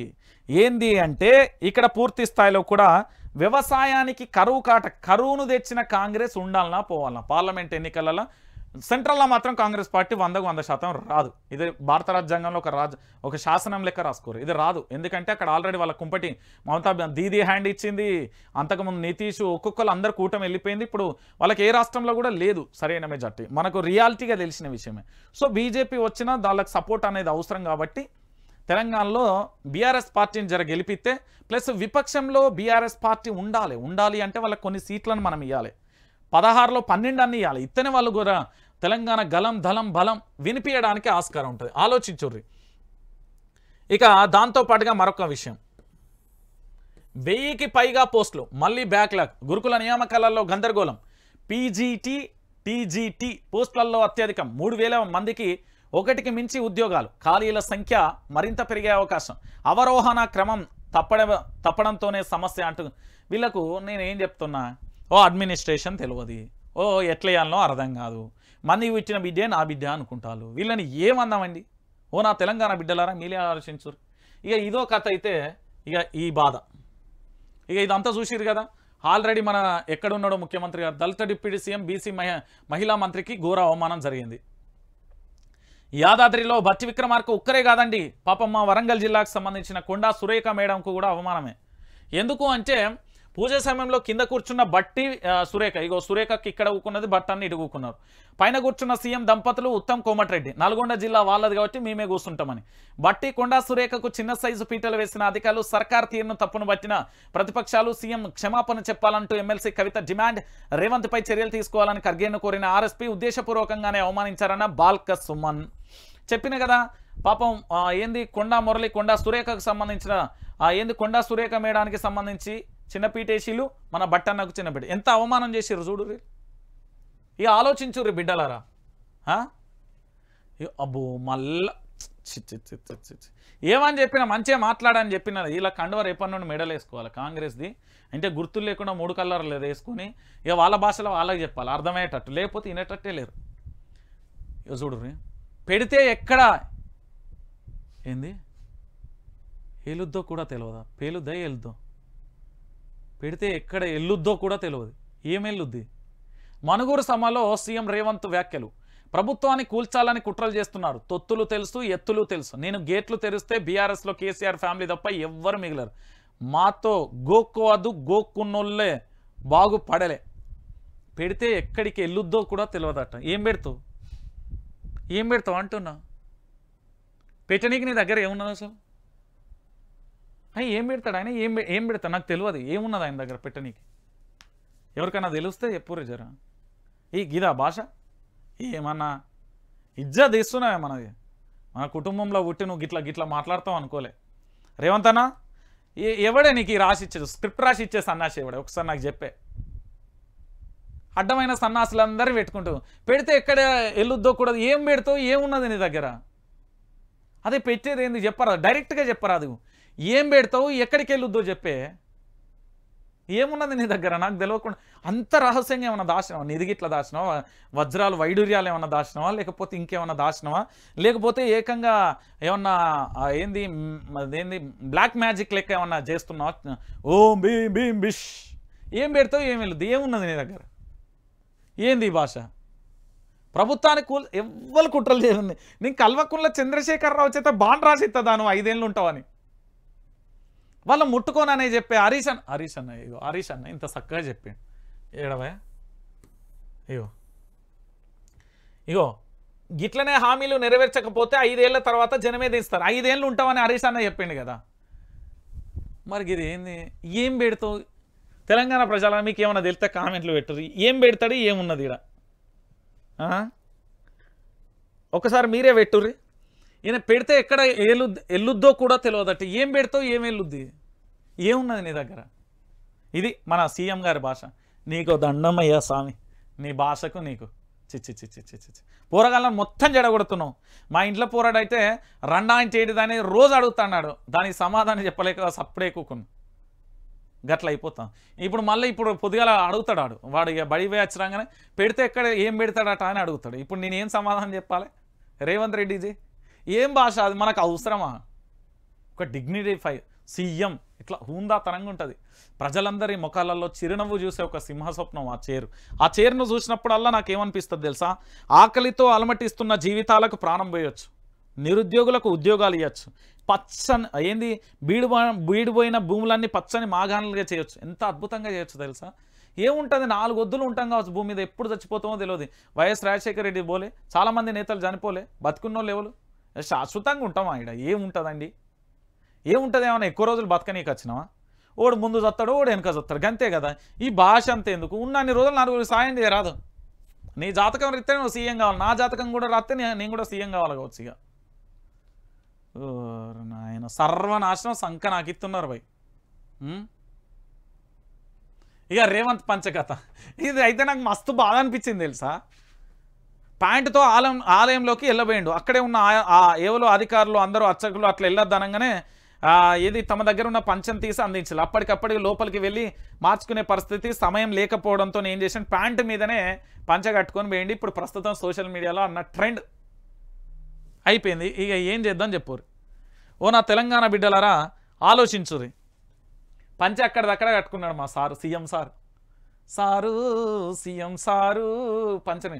యాదాద్రిని చూసి ఇగో ఈ ఫోటో మంచిగా చూడుర్రి అనుకుంటుండే కావచ్చు. ఎంతకైనా కల్వకుంట్ల చంద్రశేఖరరావు నువ్వు నిజంగా హీరోనే, నువ్వు దేవుడు స్వామి.